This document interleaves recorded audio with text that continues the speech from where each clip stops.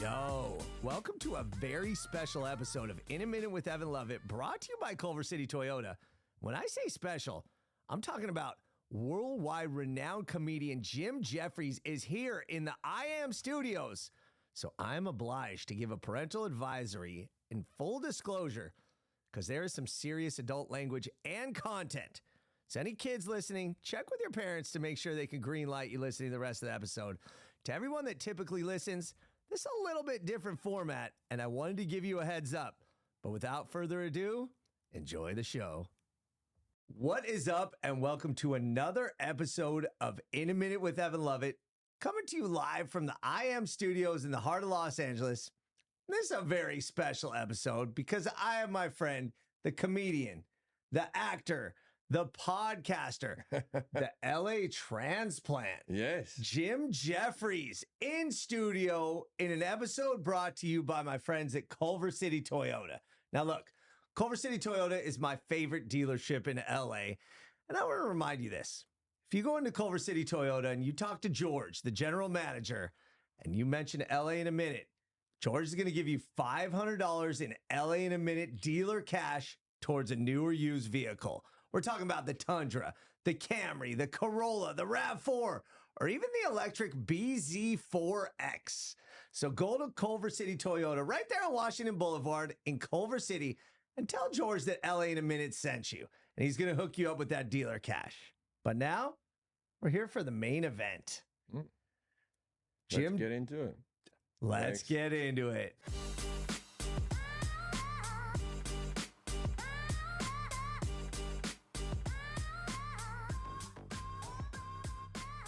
Jim Jefferies has been described as body, B-A-W-D-Y, by the way, ribald, right? What is these words? You know, it's funny because I looked them up on the way to putting this together. Both of those somehow are to the extent, and I'm paraphrasing, funny yet controversial, and both of them have this undertone of like sexuality. Oh, I got sexuality, or they're saying I talk about sex too much. Well, you do have sexuality, oh, but you. It's like a little bit controversial. They're gray area. So body and ribald, no holds barred, Yeah. crass, Yes. sharp, genius, Oh, well, these aren't true. and unpredictable. Yeah, genius is unpredictable. But I know Phil Spector's in prison for one reason alone. They say he was a genius. Wow.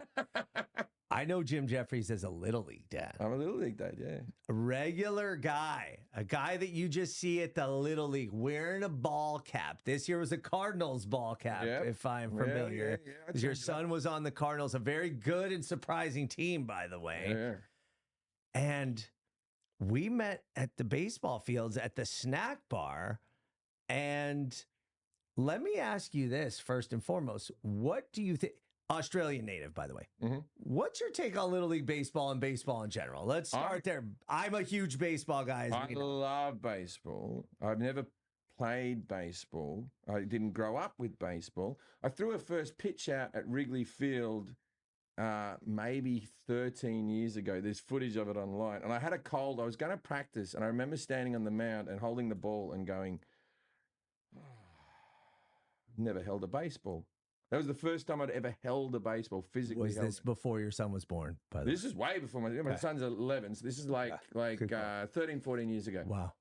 But I'd gone to baseball games, but I'd never actually thrown a baseball or anything like that. And I'll be very honest with you. So when I lived in London for about 8-9 years before I moved to America. So I haven't lived in Australia since I was 21. Okay. And so I used to party quite hard in my 20s. I've heard. Yeah. I've mentioned it, when you're coming down, right? Yeah. Off whatever you've been doing. And also, I used to gig until 1 a.m, right? And then I'd party, and then I'd get home, and then it'd be like 4 a.m. And that was when the time aligned with baseball. And Channel 5 in the UK used to put a baseball game on from basically 3 o'clock in the morning till about 7 o'clock in the morning. Yeah, that's about right. With the and I just used to watch them, and I made it a mission that I'd figure this game out without Googling it or anything. I said, it took me 6 months to figure out what a fucking RBI was, right? 6 months, right? Right? Because I kept on going, he's got an RBI. No one says run batted in. No one says it. Correct. Right? Yeah. And so I watched this sport, and then as soon as I got to America, the first thing I did was, and I came out here just for meetings. I signed up with CIA at the time, and I came out to meet my new agents and all that type of stuff.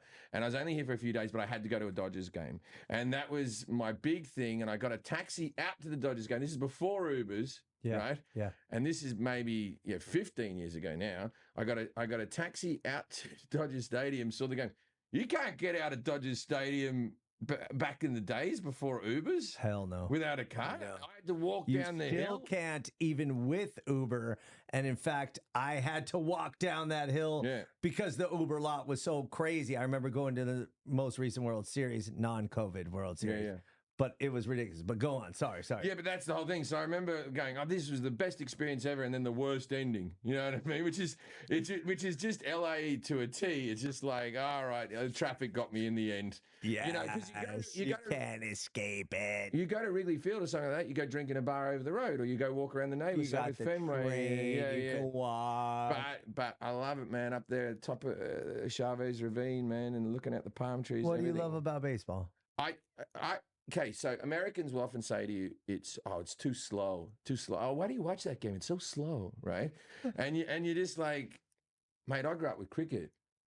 I grew up with a sport that used to take 5 days. That's what I always hear. I don't understand. Right?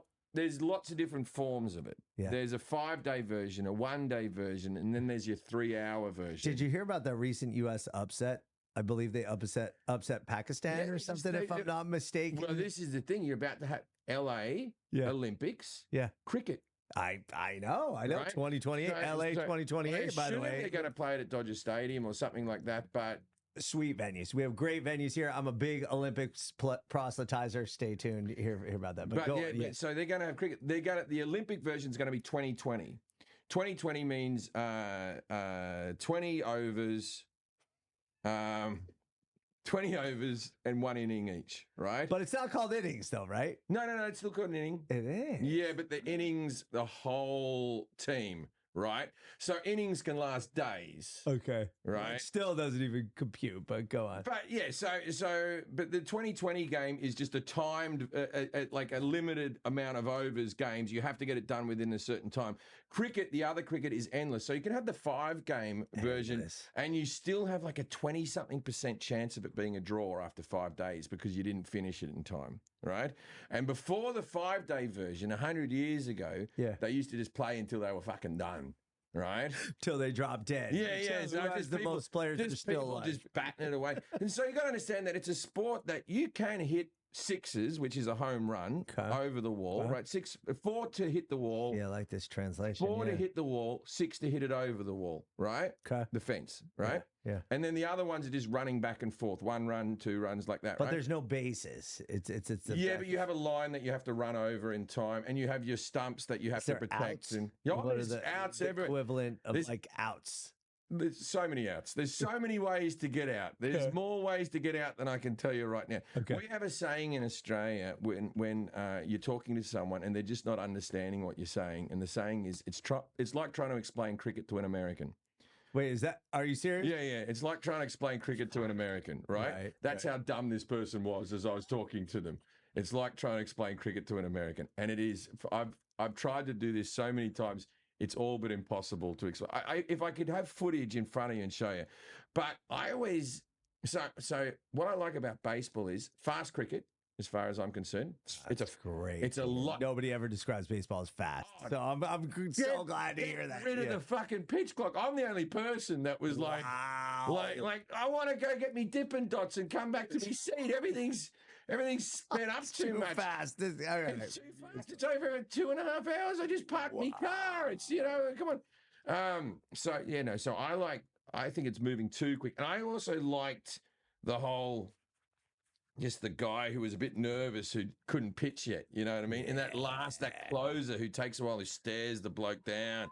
I loved all that and keep on throwing to first. And I liked how some people could slow the sport down, and some people could speed it up, for different players. But now it's all the same rhythm. I also like the NL. I like the pitcher hitting. So I'm like a baseball purist, and I've only been into the sport for 15 years. That's fantastic. I'm such a baseball guy that this is beautiful here. So no wonder.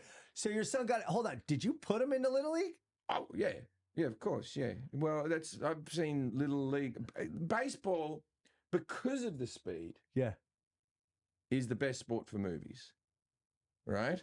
Because of the speed, because what you can do in the moments in between, it was the best.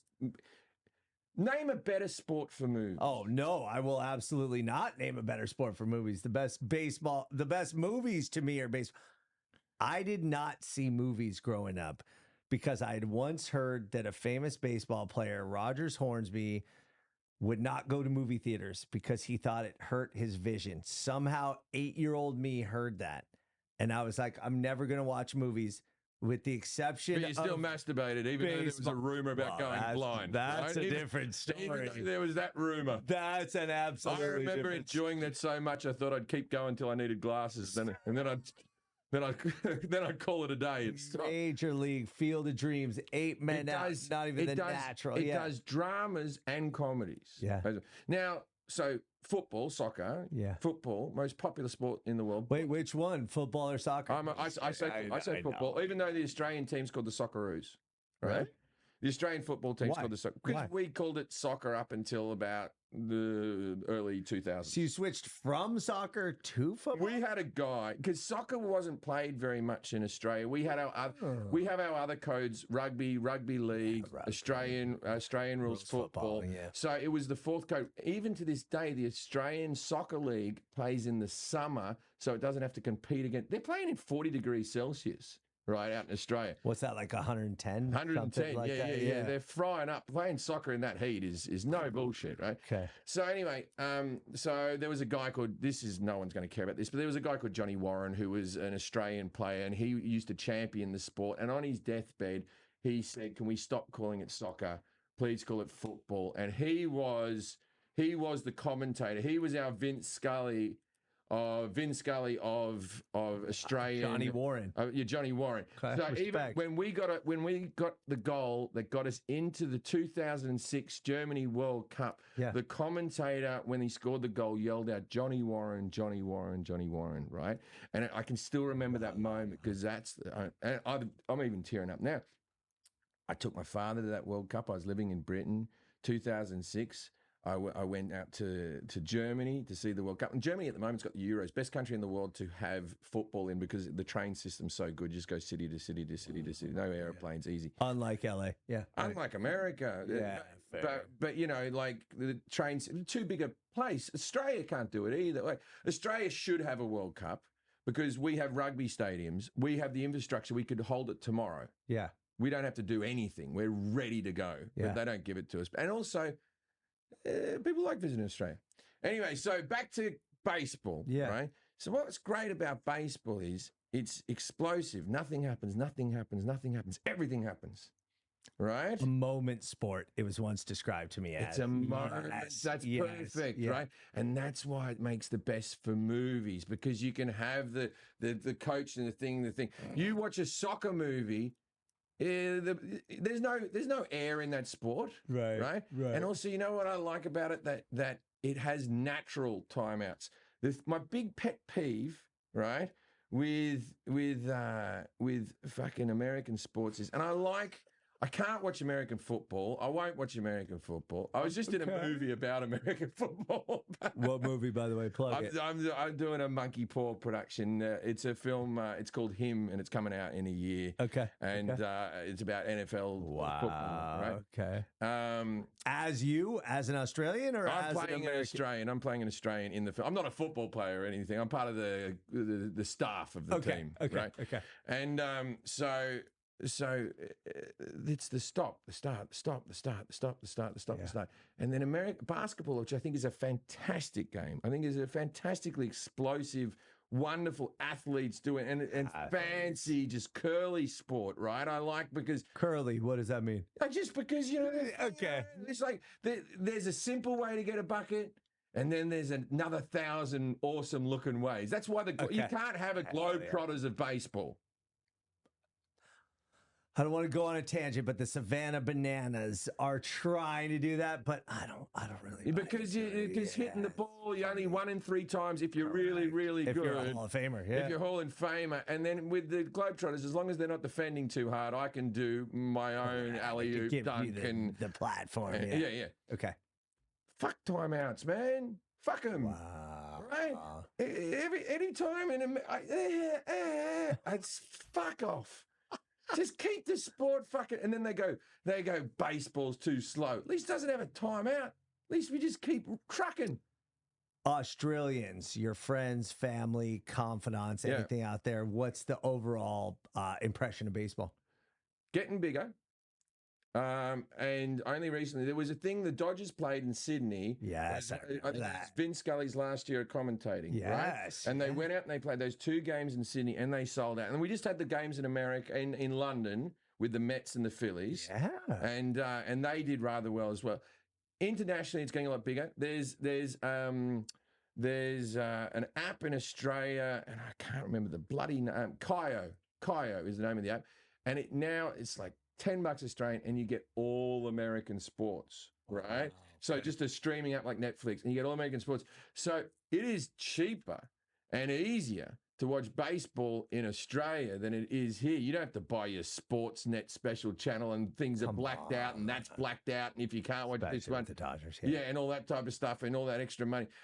Same thing. It's cheaper to watch the Premier League here than it is in England. Wow. Because you can just watch it on NBC Peacock app and it's just all sitting there. But in Britain, because, that's where it has to, you have to buy a special thing and a special thing for your team and a this and that. They screw the people who live there. So it's getting more popular because people can watch it, right? No one could watch it before. And also, because it's a late night game, 7 o'clock, right? 7 o'clock. It's midday in Australia. Wow. Not a bad time to watch it. Right. So the Dodgers, because they're on the West Coast, very popular in Australia, right?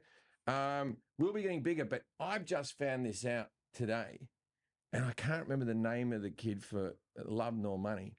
But we've had a few pitches in the league. I've heard that, and I know that, but I had a few. There was a kid from my school on the Wikipedia. I checked my school Wikipedia to see if I was the most famous person to come from there. Right. No, there was a pitcher for the A's that left school about 10 years after me who came from there. Right? Really, from your school? Yeah, just a public school. Yeah, just a normal school. Yeah. That's pretty badass. But there's a guy who's going to go first or second in the draft is an Australian. Come on. Yes, and he's a hitter. Where's he based now? He's based here? I only found out about this like 2 days ago. He's playing in college and university over here. Out here? Yeah, because it's amazing that any of them come from Australia. It's badass, yeah. Because let's be honest with this sport, right? Let's be honest with baseball. Okay. The days of, the great Bambino, he grew up in an orphanage where a priest taught him how to pitch on the mean streets of blah, blah, blah. That type of Baltimore. bullshit. Yeah. And then this guy just picked up a rag doll and hit it with a stick. And, it's all this mythology of these. Shoeless Joe Jackson. He wasn't so poor he couldn't have shoes. Load of bullshit by today's standards. You might get blokes out of Cuba who have grown up in slums. Mexicans, maybe. Right? Dominicans, for sure. Dominicans, maybe. But the American kids, they've got coaches, they've got equipments, they've most probably gone to a private school. Gosh. Most probably. Yes. Like Harvard, Westlake, Max Fried, all this type of stuff. All these kids that come. Absolutely. They had 3 big leaguers on their pitching staff at one point at Harvard Westlake. Exactly. Flaherty, Fried, and oh my God, I'm drawing a blank on the last one. But they had 3 on the staff at the same time. But go on. Yeah. So here in California, so it's all rich kids who are like if your kid doesn't get a coach, like. My kid's not quite a handy baseball player. It could be better if I pumped a bit more money into it or whatever, but it's also got to do with time. I'm away a lot on the road, all type of stuff. And you know what I mean? But it's a rich kid's sport now. You need batting cages. You need a good bat's $400. $400 is a lot of fucking money. It's a lot of money to a lot of people, right? I've heard this joke. You've probably seen it and can do it better. But have you ever heard the one about there's $5,000 worth of bats in the dugout and we have 3 hits? And that's the absolute truth. Where like, and to your point, it's funny because today I retweeted something from the local sports journalist Eric Sondheimer of the LA Times, who's always covered prep sports since the 1980s. 40 years he's been doing it, covering high school sports. And today I retweeted his all city, like the public school CIF best players. And it's funny. Well, I don't know if funny is the right word. Sad, maybe. None of those guys are going to go pro. No. Like, but in my day, 30 years ago when I was playing, the best players came out of the city. But to your point, now they're private school resource. The ones who are going to go pro are the ones at the private schools with the resources. It's no surprise that there's so many juniors playing in the league. Now, of course, genetics is the main thing. Of course. But also these are rich kids, right? Yeah. So I'm looking at like Freddie Freeman's kids, like having batting practice at Yankee Stadium the other day before the game. And you're like, all right, I'll be watching him in 15 years. Absolutely. Kershaw's kid. Him and Kershaw's kid were playing at the same league at like 6, 7, 8 years old. Yeah, absolutely. I'll be seeing them. If you got a dad, I can't lob it into the strike zone for my kid to have batting practice. I'm that uncoordinated. You know what I mean? Like, it's tough. It's tough. Like, and also, as I said, I didn't grow up with a sport, and all, you know what I mean? So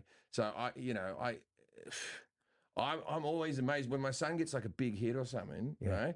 I'm like, after the game, I'm like, in awe. I'm like, how did you do that? Because I've never had the experience of doing it myself. Yeah, I saw him get a big double in the playoff game, by the way. I want to say against the A's. He was on the Cardinals. They got an A's. Hold on. We're going to go for a break real quick, and then we'll be right back. You're an LA transplant. Sure. Do you consider yourself an LA guy? Yeah, I do. LA's my town. Yeah. LA's my town. Do I complain about the taxes and all that type of stuff? Yes, I must be. It must be my town. I have a lot of opinions on LA. Are you going to live out here? I have been for. Well, no. Sorry. Are you going to live out your days here? Okay, so that's a bit of a weird one. So I have 2 American children. One from a Canadian woman and one from a British woman, and we're all citizens, right? With our American, it is funny to watch us do Thanksgiving because no one's quite sure if we're doing it right. There ain't no right. It's like you're eating some turkey. That's what people say. We are doing it right. I'm like this. All right, we've all done the bit where we're thankful, have we? Okay. Should we watch some football? All right. All right, we'll do that. And then we eat that fucking meal that's the most overrated experience in the world. Whoa. I love that meal. I know you do. My mother makes this stuffing, and she only makes it once a year, and I live for this stuffing. Your mother sounds like a bit of a bitch then, mate. Only once a year? Once a year? Well, how much fucking effort puts into it? Why don't you do it every Tuesday? Why are you holding outness? It's his favourite meal. It's his favourite thing in the whole world. And you do it once a year. Special occasion. The stuffing. You get stuffing. Or you have stovetop stuffing. The bloody do it. It's all the same shit as well, stuffing. Anyway, so to answer your question, I do consider myself to be LA. Will I live out my days here? I think LA will always be part of who I am. I think, I met my wife here. Okay. Where'd you guys meet? We met on a dating app, right? And so we met on a dating app, and this is 6 years ago, right? We met on a dating app, and I'd just broken up with Hank's mother, and we're still very close. We all holiday together and everything. That's bad. She lives just down the road, and weird and complicated, but awesome. No, it's not even complicated. It's not complicated at all. We just sort of the relationship had run its course, and we just sort of said like, yeah, we should. This isn't going to last forever. There was no fight. We said this isn't going to last forever, wow. and I was like, let's do it now.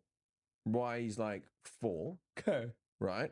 Before it'll really screw him up. Because I've seen a lot of people get divorced when the kids are 10, 11, 12, 10 to 16, 10 to 16, where they're going through puberty, they're doing this, they're doing that, and it's like, and they have to deal with this, and they're trying to do well at school, and cliques and all that type of stuff. It's a tough age for everything. And so I said, let's do it now, right?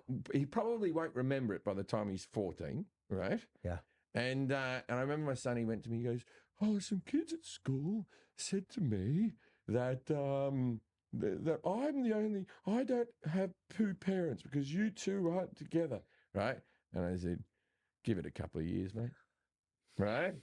And I wasn't wrong. Now he's just looking at him like that. Yeah, such and such, his parents are getting divorced. He's pretty upset about it. I told him it's not that hard.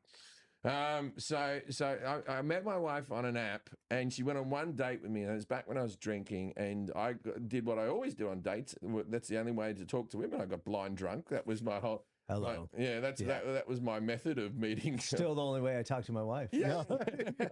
So I got blind drunk, and I don't think my wife's not a huge drinker. I don't think she warmed to me, but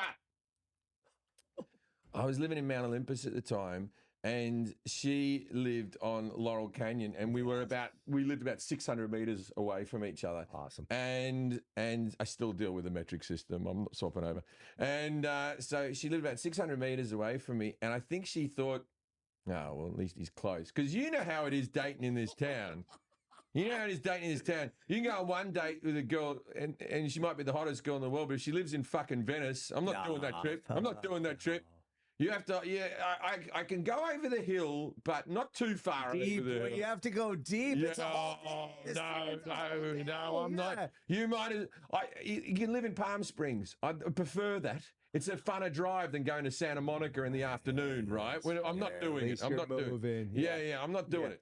Right? So she was Laurel Canyon, Mount Olympus. Wow. She was like, all right, I'll go out with this guy again. And then I made a better showing of myself in the second date. I did, and then she said she was all in 2 weeks into our relationship. Wow. She thought we'd get married 2 weeks in. So okay, hold on. And let's just be honest. Oh, you asked, will I stay here? Was the whole thing? Well, hold on. I'm going to interrupt and get back to. I'm going to interrupt myself and you. How does a person with a high profile, public profile, go on a dating app? There's a dating app for celebrities called Raya. Really? Right. Well, it's celebrities and good-looking people. Like you have to get onto the app. Right? Need to be pre-approved. You need to be pre-approved, or you need to have it's like getting into Soho House. You need someone to vouch for it. It's not like. Yeah, I haven't been on it since I've been with my wife, so it's been a while, but it was kind of cool. You'd say I'm not going to blow anyone's cover, but I saw some big celebrities on there. I paired up with a couple of people. I'll tell you off air, but wow, I paired up with a couple of people where you're like, fucking hell! How would I ever meet this person otherwise? And my wife's an actress, and she was on the app, and a cute girl, and she was from England, and I'm a bit of an Anglophile because I lived in England for a while, and I wrote to her, and I think my first message was, "Oh, you're from England. I love England," and she goes, you and Hitler have that in common, right? Which I thought, it's a good joke with a little because Hitler did the Third Reich after the Second Reich, which was England, and he didn't invade England because he wanted them to join. He left until the end because he thought that was the business model that he was working off, right? He was the Taco Bell to the McDonald's, because we all know that the Taco Bell guy went to the kitchen of McDonald's and learned the speedy system. Damn right. All because of Neil Baker, by the way. All that fast food. And by the way, first and foremost, Jim is a historian. That's something I learned. I like to watch documentaries. That hardly makes me a historian. A historian would mean that I have to actually collate history and discover history and reference it in certain. No, I watch documentaries. I'm dyslexic, so I don't like reading. Okay. Hate reading. So I've learned. I hate people who don't own TVs. Right, right, and then now it's a bit of bullshit because they're watching streaming things on their iPads and stuff like that. Right. But remember in the early 2000s, you'd meet that pretentious fuck Me. Right? That was Oh, yeah. I don't have a TV. I like to read, and I had a friend that I had to ring up to tell him about 9/11 because, he didn't have a bloody TV. He's sitting in his house practicing his drums, right? Like, you know what I mean? Like, I had to go get to a radio or something, do whatever because the information never got to this fucking person. Right. I will not. TV is the most wonderful invention that's ever been made. TV is the reason that I have any money whatsoever. Okay. That I have any career that's ever happened. It's given me more joy than any other thing. I'm including family and all sorts of things, right? TV has been there for when I was a kid and I was sad to when I'm an adult and I'm bored and everything in between. Everything I've learned has been through that screen. You'll learn a lot more through a television because they put actual fucking documentaries on than flicking through bullshit news on your phone that's written by fucking morons that means nothing. Wow. Right? Misinformation all fucking day. True. Right? True. Yeah. TV, just watch documentaries. You want to know about World War II? Get on. There's about 1,000 Hitler things. You can Hitler it up all day. I don't want to be a contrarian, but TV can be misinformation just presented more attractively. That's if you watch CNN or you watch Fox or you watch any of the news channels, because you have a news system in America that isn't news. It's just an opinion-based programs where people are talking in panels. If you watch proper news that is government funding, which has to be impartial. So you're talking like the BBC is a good source of news. It can't take hardline opinions on things. It just has to report what happens, right? What do you think about when people say that's biased? BBC, NPR, all those organizations. The best news to watch is a 30-minute cover of the day. The rest of it's all fucking bullshit. Yeah, if CNN write breaking news under one more thing that they've been talking about for 6 fucking hours, true, right? It's not breaking. Breaking news. You know the biggest news? When you get a 9/11 in this world, you get it like the Queen's dead, which I know is not 9/11, but when you get something that stops the telly, that's breaking news, right? Yeah. The telly, that will never lie to you. If you're watching an episode of MASH and they go, we have to interrupt this episode of MASH, they're giving you some facts right there. They're giving you some facts right there. Trump just got convicted, right? Whether you agree with it, whether you don't, there's a fact. It's real news. There's a fact. Yeah. Although I have opinions on that as well. I've said some anti-Trump things and all that type of stuff. But I do believe in hush money, right? I do believe in it. Right? Where is she not being? She has to pay that money back. That's a contract. It's an actual contract. He paid her money not to talk about it, and she fucking talked about it. I know that where he got the money was completely wrong and the funding was all wrong. But let's talk about the efficacy, right? Yeah. I've taken money, which is basically extortion. Right. Extortion. Correct. I'll say this if you don't give me money. Yeah. She extorted him, and now she's like a hero in the whole thing. That's a whole can of worms. I'm going to get into politics, and you can get in trouble. It's your podcast. It'll never get to me. And then Hunter Biden convicted today, by the way. Same thing. Well, All's fair. Everyone's getting convicted. But here's what I think, right? Right? 2 of these blokes. Right? I don't give a fuck what they've said or what they've done. They're too fucking old, right? My dad's 83. Oh, he's got all of his brain with him. And every time I call him, I talk down his ear canal because he can't figure out FaceTime to move the phone like this. So I look down an old man's ear canal the whole bloody time, right? And I wouldn't let him run shit. And he's the same age. Every celebrity is going to tell you, go out and vote. I voted, and you're going to have your little sticker on your shirt, and you're going to tell everyone how important it is to vote. Let's not vote. Let's have. I'm going to run this in November. I'm going to rerun this clip in early November. Right here. Let's not vote. Let's have the lowest turnout that's ever been. Let's make a statement that this is bullshit. We shouldn't be having men in their 80s running for politics. That's a load of rubbish. We should have just them vote, just the 2 of them. The 2 of them have to go into a booth and vote in an iPad. And if they can do it without asking their grandchildren for help, then they get to run the free world, right? Wow.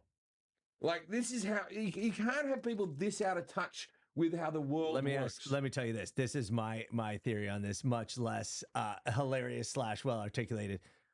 I always say, if I call Uber and an 80-plus-year-old Uber driver shows up, correct.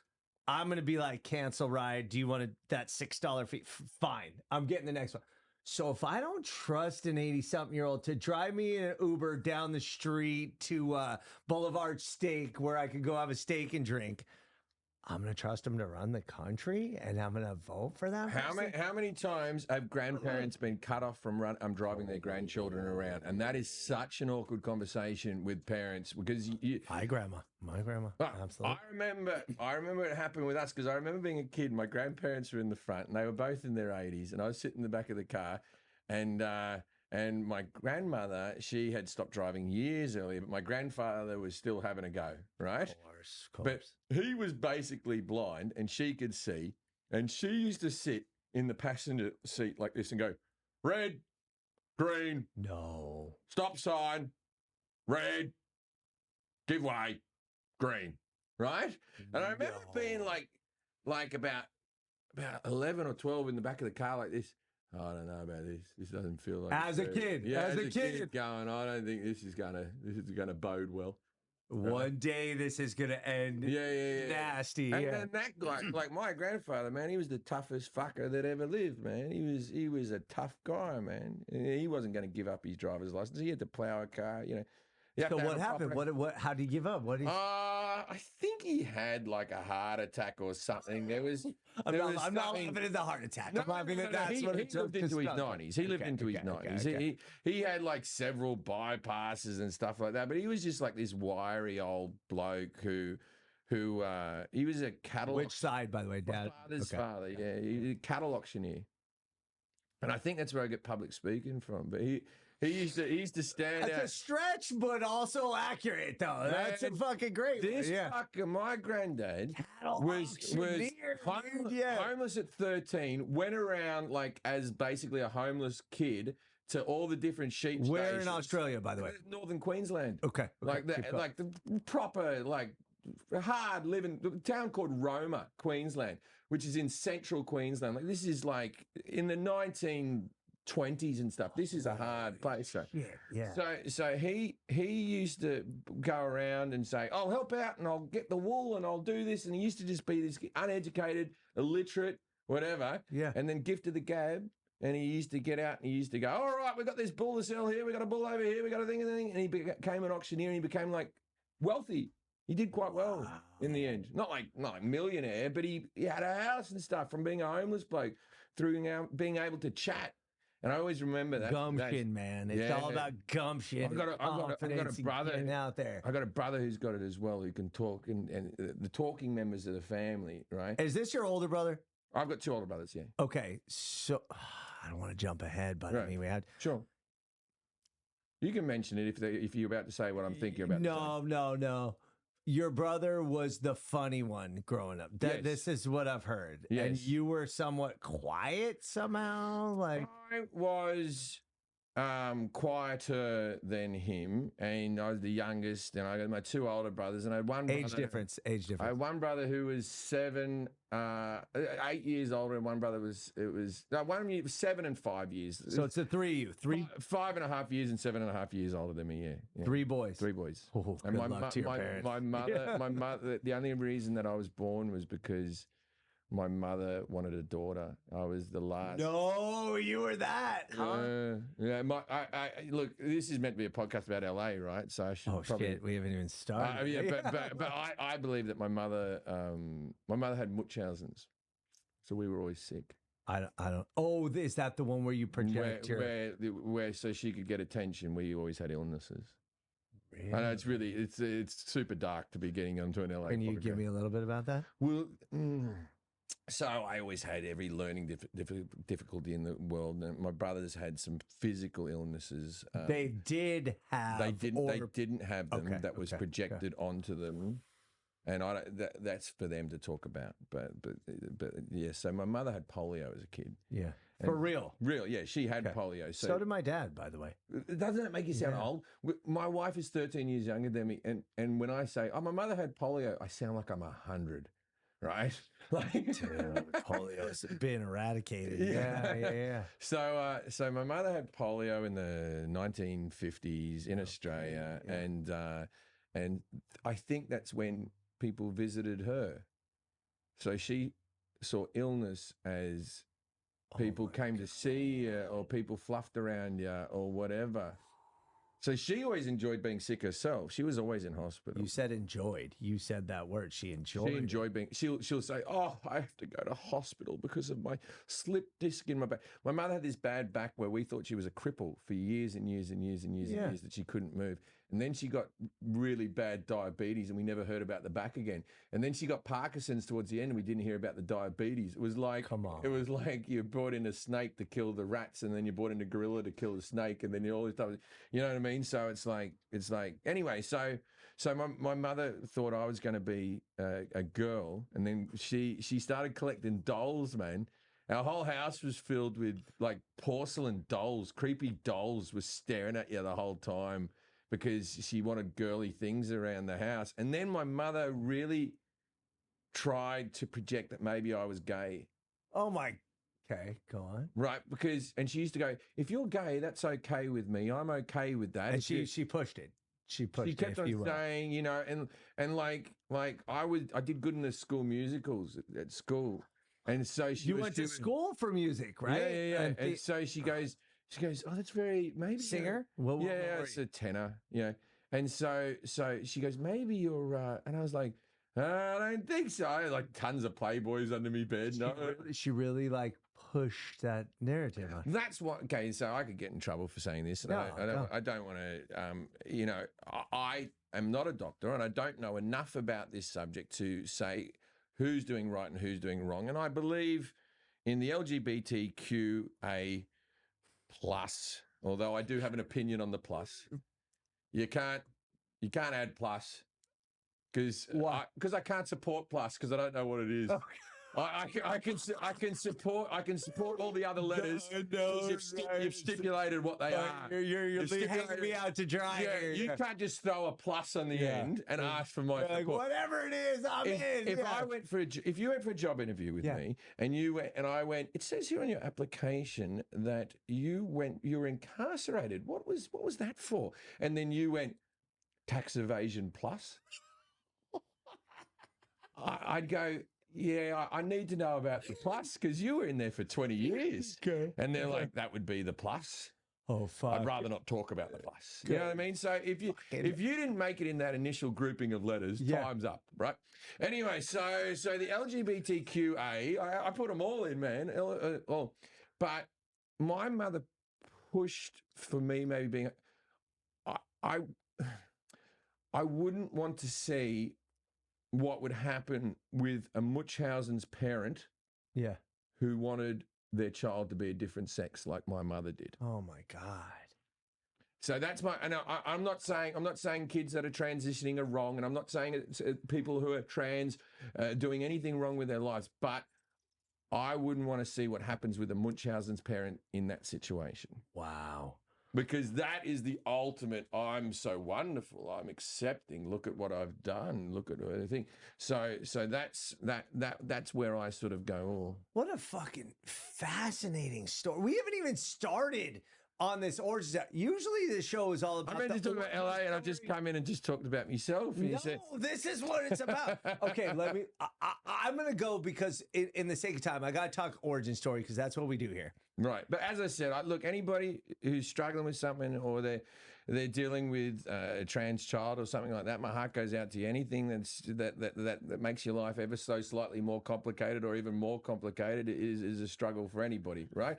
And anyone who's dealing with Munchausen's themselves, that's you're the one with the illness and you need to get help as well. So it's like, you know, my heart goes out to those people as well because no one wants to be that. I'm sure in my mother's darkest hours when she was sitting by herself, if she was truly honest with herself, she knew what she was doing. I can't even fathom that because my mom had all kinds of issues. She was sick all the time. But you know, in retrospect now, I'm kind of. Oh, I used to remember my mother was like, every Christmas, this will be the last Christmas that we all spend together. No. I don't believe that I'll be here next year. So let's make it a good one, everyone. And you're like, oh, fuck, here we go. And so every now and again, you'd go like this. People would go, oh, my mum's been in hospital for a couple of months. And go, are you okay? Yeah. And I'd be like, yeah, fine. She's always there. Dude, so my mom, I'll tell you what, when Yeah. my mother almost died twice. One time I had to fly back from England because she wasn't going to make it through the night, and she convinced everyone that she was dying. And then when I got there, I'd flown back from England, and you couldn't use your phone on the plane, crying, am I going to make it before my mother dies? Yeah. And I rushed in the hospital, and she's sitting up playing solitaire on her fucking iPad. no. And I'm like this, are you fucking kidding me? That's the longest flight on Earth. On Earth. The only one that's longer is going to Auckland, London to Auckland, right? To Sydney, it's the second longest fucking flight on Earth. And you're sitting upright, right? Playing solitaire, not laughing. Get me a fucking doctor. Who is the because one of the doctors said, oh, yeah, she's dying. I said, who told me she was dying? Like that. To this day, I don't know if it was a doctor or she just handed it off to some nurse or something. Anyway. So the next time we go in there, she's dying, her kidneys are failing, all sort of stuff. And me and my brothers were all around the bed like this. And the doctor's like, she probably won't make it 2 more days maybe before her kidneys completely go and all that type of stuff. And we're all like this, all right, I believe it when I see it. Even she died. She died. It was very sad. We're all around the bed, and then we saw her final breath. Like that, and we all cried and we all hugged each other, me and my brothers and my dad, and a couple of my cousins came and they were there as well, and we all hugged. And then she went and then she passed out. There was one little gasp. Come on. It was 20 seconds later, this like that. She and then she broke me like that, and then everyone stopped crying, and we went like this. I reckon that was probably the last one. I said to my brother, I said, I'm not crying again until a doctor confirms. Can we get someone in here? The fuck up. I need someone to check that woman's pulse because I'm not putting effort into this until I know. Wow. So hold on. And again, we're going on.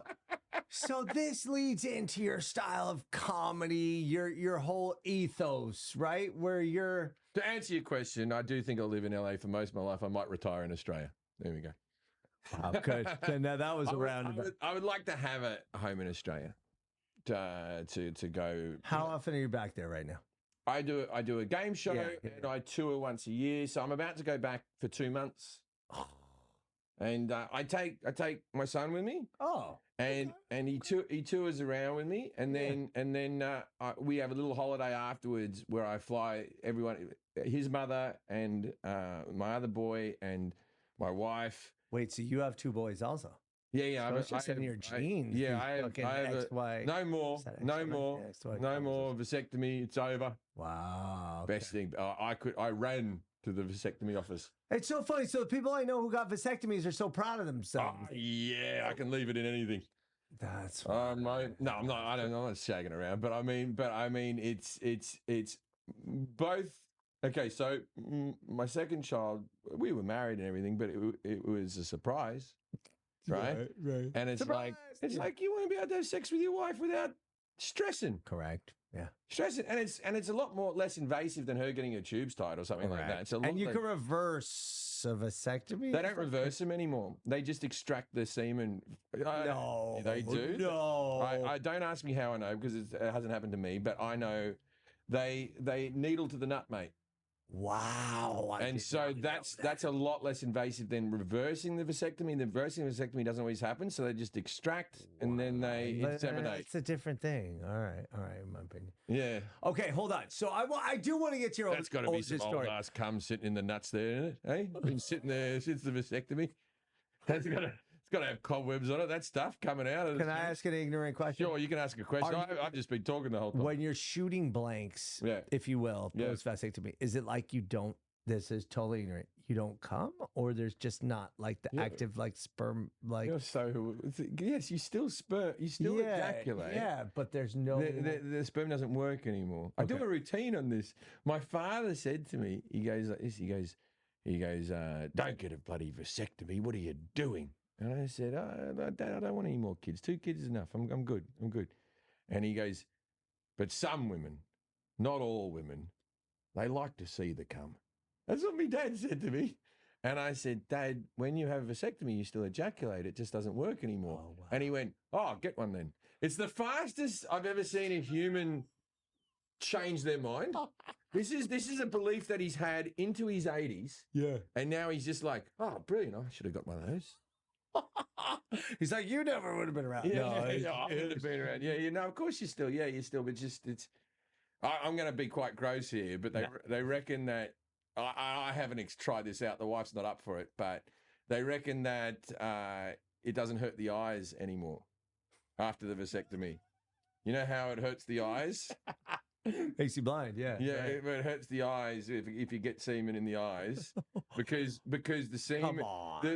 Come on. Yeah, it doesn't hurt the eyes anymore because it's not trying to swim into your eyeball. No because way. it thinks it's an egg, bro. I'm telling you. Somebody has researched that. Is the best part about that. You know, it's not a lot of research. It would have been, look, like how all science happens. Oh, he just left it out in the lab and went overnight and it was heated up and now we have penicillin. You know what I mean? Like, that's how all things are made. Okay. Your real name is Jeff. Jeffrey. James Nugent. Jeffrey James Nugent. Yeah. So why'd you switch to Jim Jefferies? Jeffrey James is not a great name. My mother wouldn't let anyone even call me Jeff. So everyone... Why'd she name you Jeff? She called me Jeffrey. But the name is Jeff. No, Jeffrey. Oh, it is. Yeah, you better change all your Jeffrey, online. Jeffrey. Yeah. None of that matters. Is it Jeffrey like Toys R Us? Toys R Us. Jeffrey the Giraffe. Yeah. And GEO is the. Do you still respond? Hold on. Do you respond to Jeff or Jeffrey still? From one of my brothers and my dad. If I were to roll up to Little League, let's say next year, Hanks and Majors kicking some ass, and I'm like, Jeffrey, are you going to turn around? Probably not, but maybe if it was you. Okay. And you've now I'll never remember this right now. Yeah. That'll go in my subconscious, and you got a distinctive voice. Wow. For you. Okay. So try to test it with someone else. Get one of your mates to do it. Okay. See if that okay. works. I'll do my assistant coach. But go on. So Jeffrey James Nugent became Jim Jefferies. I walked on stage at the first time I tried stand-up comedy. And they said, please welcome Godfrey Nugent, right? And I don't even understand. Wow. Also, the Geoffrey is like, people say Geoffrey. Yeah. And there's like Geoffrey's in Malibu, the restaurant in Malibu, right? Not a bad restaurant, right? And my ex was like, oh, we got to go to this restaurant, Geoffrey's. It's best view. It's like the same view as Nobu, but you can get in. Right. Anyway, true story. So I was like, all right. And then so I rock up there and I'm like, it's Jefferies. This restaurant's called Jefferies. It's not called Geoffrey's. It's called Jefferies. And she goes, no, it's Geoffrey's. I go, it's the same spelling as my name. You've seen my mail, right? And then I go in there and the lady's like this, hi, how can I help you? And I said, what's the name of this restaurant? Because I was going to say to her, it's called Jefferies. And she goes, Geoffrey's. And I'm like this, no, it's Jefferies. And she goes, well, the manager's called Geoffrey. No. And I'm like, the owner's an English guy called fucking Jeffrey who's trying to make himself more exotic. No cunt's called Geoffrey. It's not a thing. Okay. Right? Right. I've never heard it. Yeah. King Joffrey of that thing. He didn't help my cause either. Right? There's no one's called Geoffrey. Correct. In England, it's just the English spelling Jeffrey. Wow. Right? Okay. And so Godfrey Nugent was what I was first called. And I went, all right, we got to change that. And also the only other famous Nugent in the world is Ted Nugent. Yeah, that's...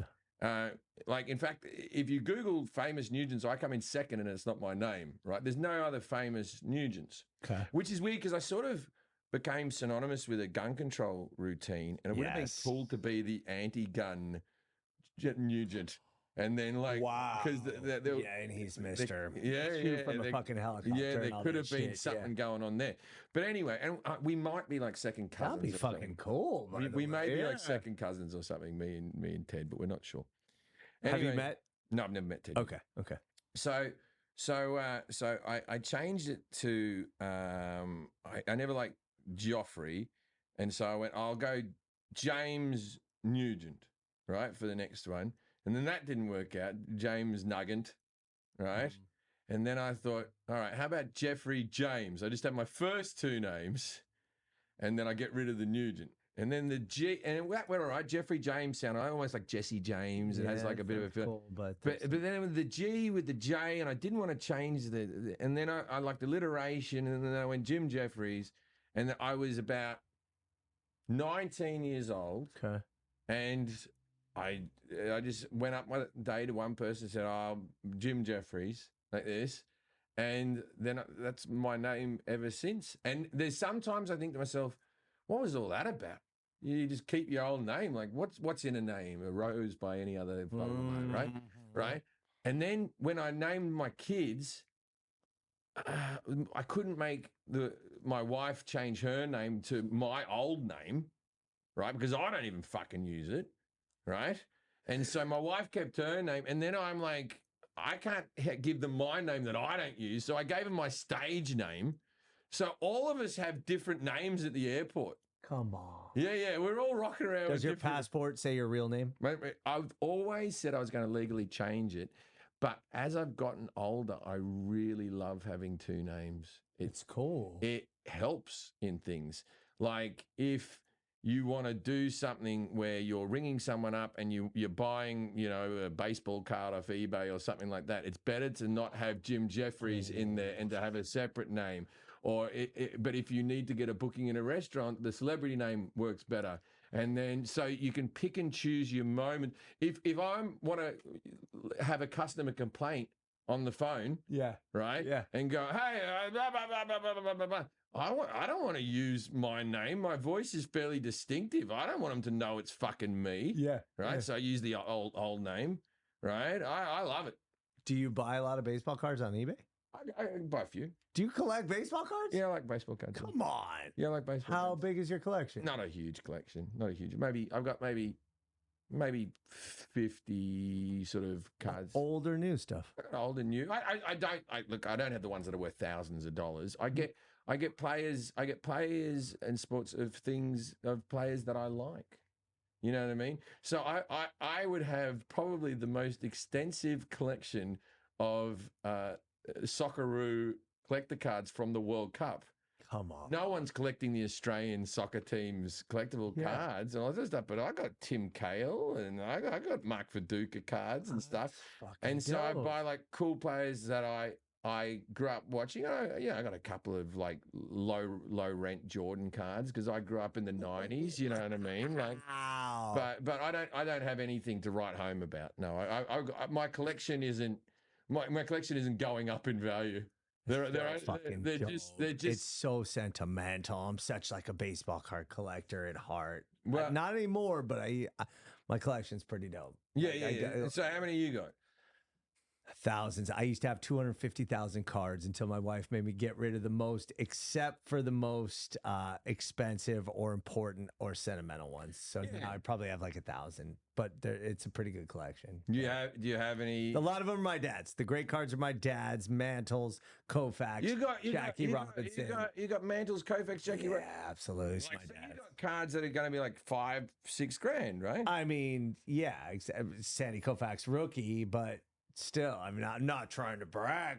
No, but I mean, it was my dad's. He gave me. Have you got like an 86 Fleur Jordan? Okay, so I grew up with all the junk wax, they call it, right? So I was big on the 80s, 90s, all that stuff. But yes, I do have a Michael Jordan rookie, 86, 87 Flair. Absolutely. Which my dad pulled out of a pack. And graded? Yeah, absolutely. What's it graded? 7.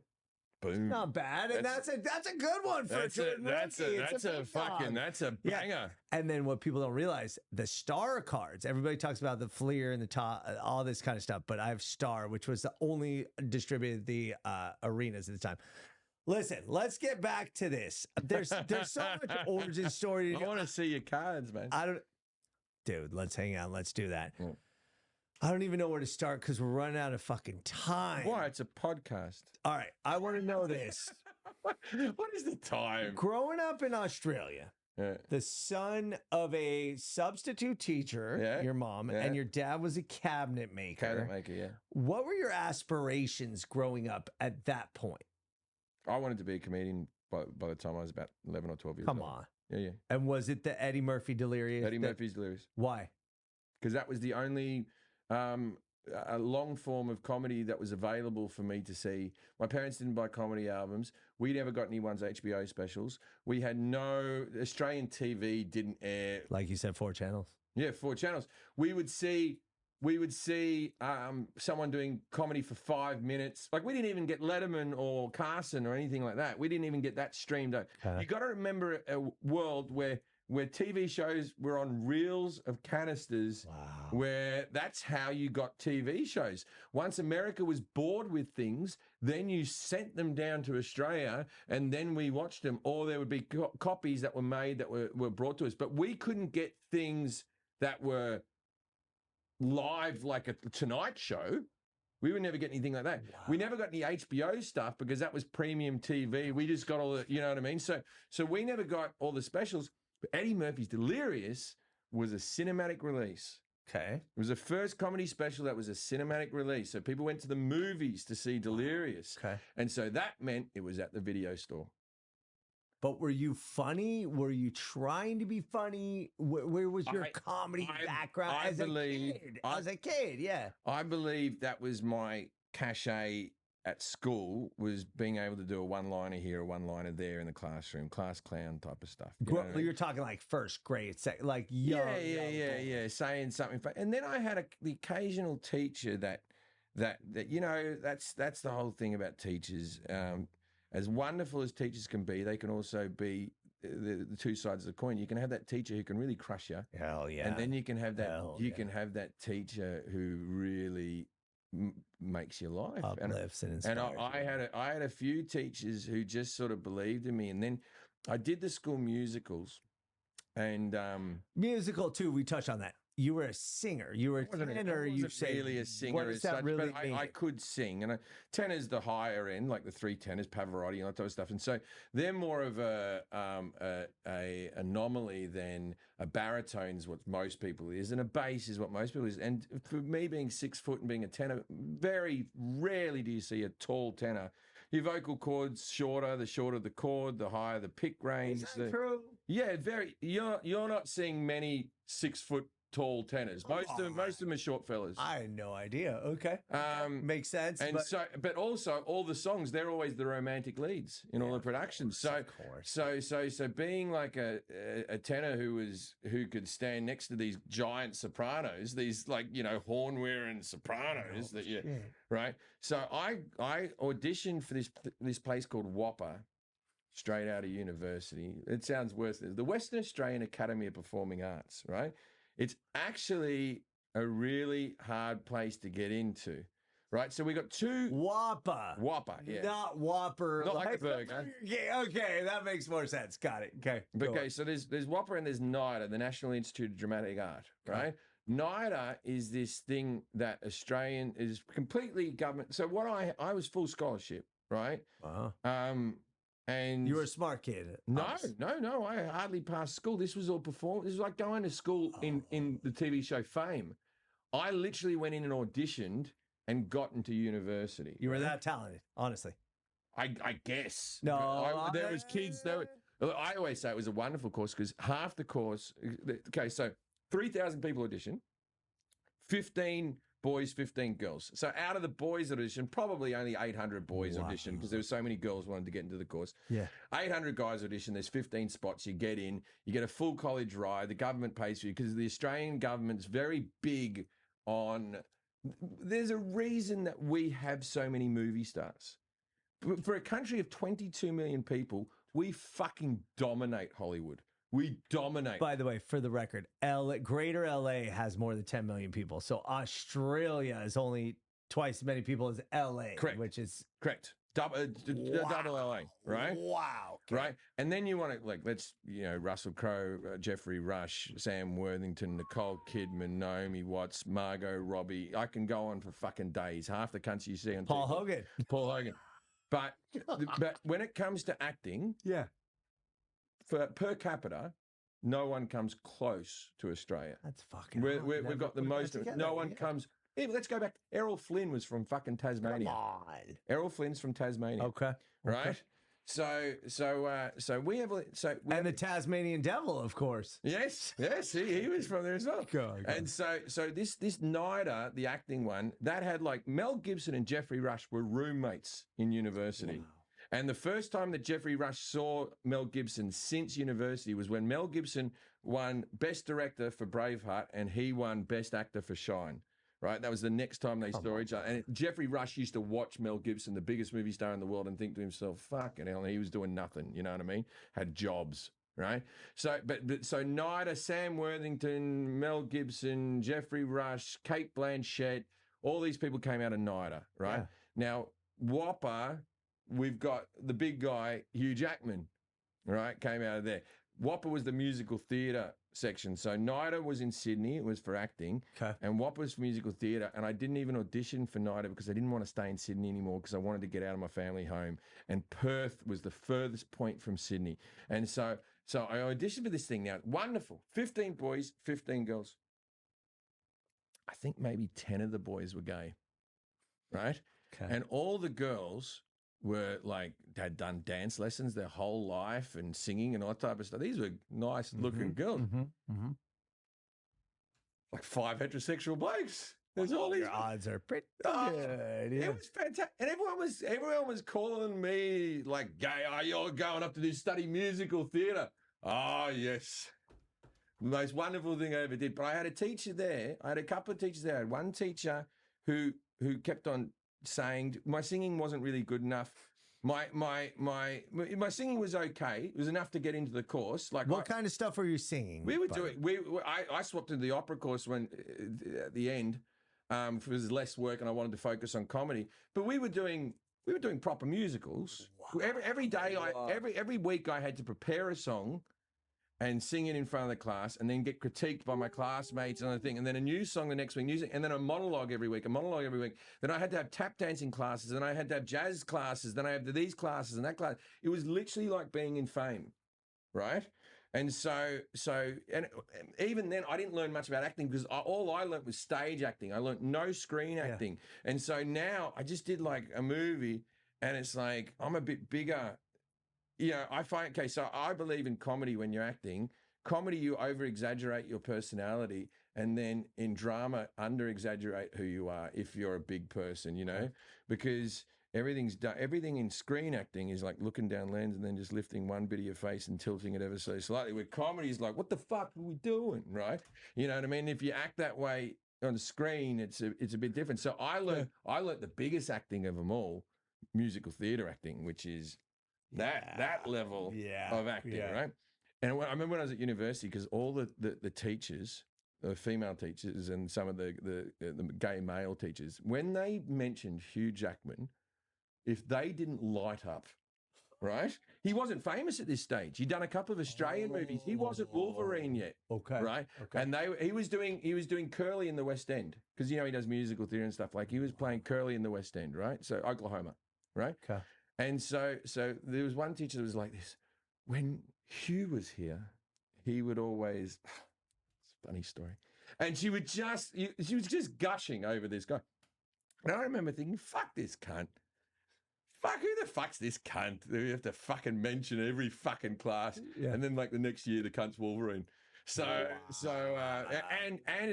arguably, because of that what he learnt there at that school, there's very few triple threats in this world. And he's, you know the term, right? Yes. Yeah, and so dancing, singing, acting, right? Yeah. Back when because let's be honest about the world, right? There's dancers are a dime a fucking dozen, right? If your son or daughter says to you, I want to be a dancer, better learn another fucking skill then. Wow. Because you can't get by just on dancing. I've watched all these dance mums and all that sort of stuff. In the history of mankind, we have had maybe maybe 10 famous dancers who are only famous for dance alone. Okay. Right? Rudolph Nureyev, fucking Fred Michael. No, Fred Astaire's a triple threat. He's acting, he's singing, he's dancing, right? Wow. It's a wonderful skill to have, Okay. but it has to be in conjunction with something else. Otherwise, you're wasting your fucking time. Yeah. Backup dancers for Michael Jackson were earning $300 a week and all the food they could fucking eat, right? And that's the same for Beyonce now, whatever. And if you look, they audition in their thousands to get that one spot. They don't have to pay them fucking shit. So literally people who just dance, unless you can sing and dance and make it into something, then it's really a hobby. Oh my God. That's not going to take you for. Now people, they don't like hearing that because people have a lot of dance dreams, right? Of course. A lot of dance dreams.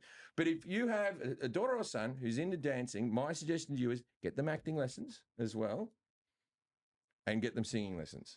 Then you've got something, right? Otherwise, and like, luckily, I do a performance art piece that you don't have to have any other skills in stand-up comedy, right? Stand-up comedy, all you need is that skill, and that skill alone. Although I will say, with like acting, stand-up comics, they just you get offered acting roles, and no one checks if you can act. No one asks or anything. They just assume you can. Why is that? Because acting's quite easy when it comes down to it, right? Now, I'm not a great actor. Right. No, well, okay, I'm going to prove it to you. 3 times a 10-year-old has won an Oscar. Okay? Okay. Now, if a 10-year-old walked on stage in a stand-up comedy venue, what would your confidence level be? 0 to 1. Yeah. Yeah. Okay. But a 10-year-old can be the best actor of the whole year, right? At the Oscars, they can say that this person is the greatest performer we had all year, right? It took me 7 years to get good at stand-up. Yeah. I think if I acted and just acted, and I'm not a great actor, right? But if I just acted and that was all I did. When I had my sitcom, I got good at it in the second year because I was acting every day. Yeah. It doesn't take, once to get good at it takes a lot less time than it would to be a pop star, than it would to be a comedian, than it would to be a fucking juggler. I worked hard on juggling, by the way. Yeah. But you didn't pick it up right away. No, I didn't actually. But we have 5-year-old actors in movies who are doing passable jobs. That's interesting. But that said, in the rare times I've been on screen, to be like, even to be myself, to play yourself is difficult.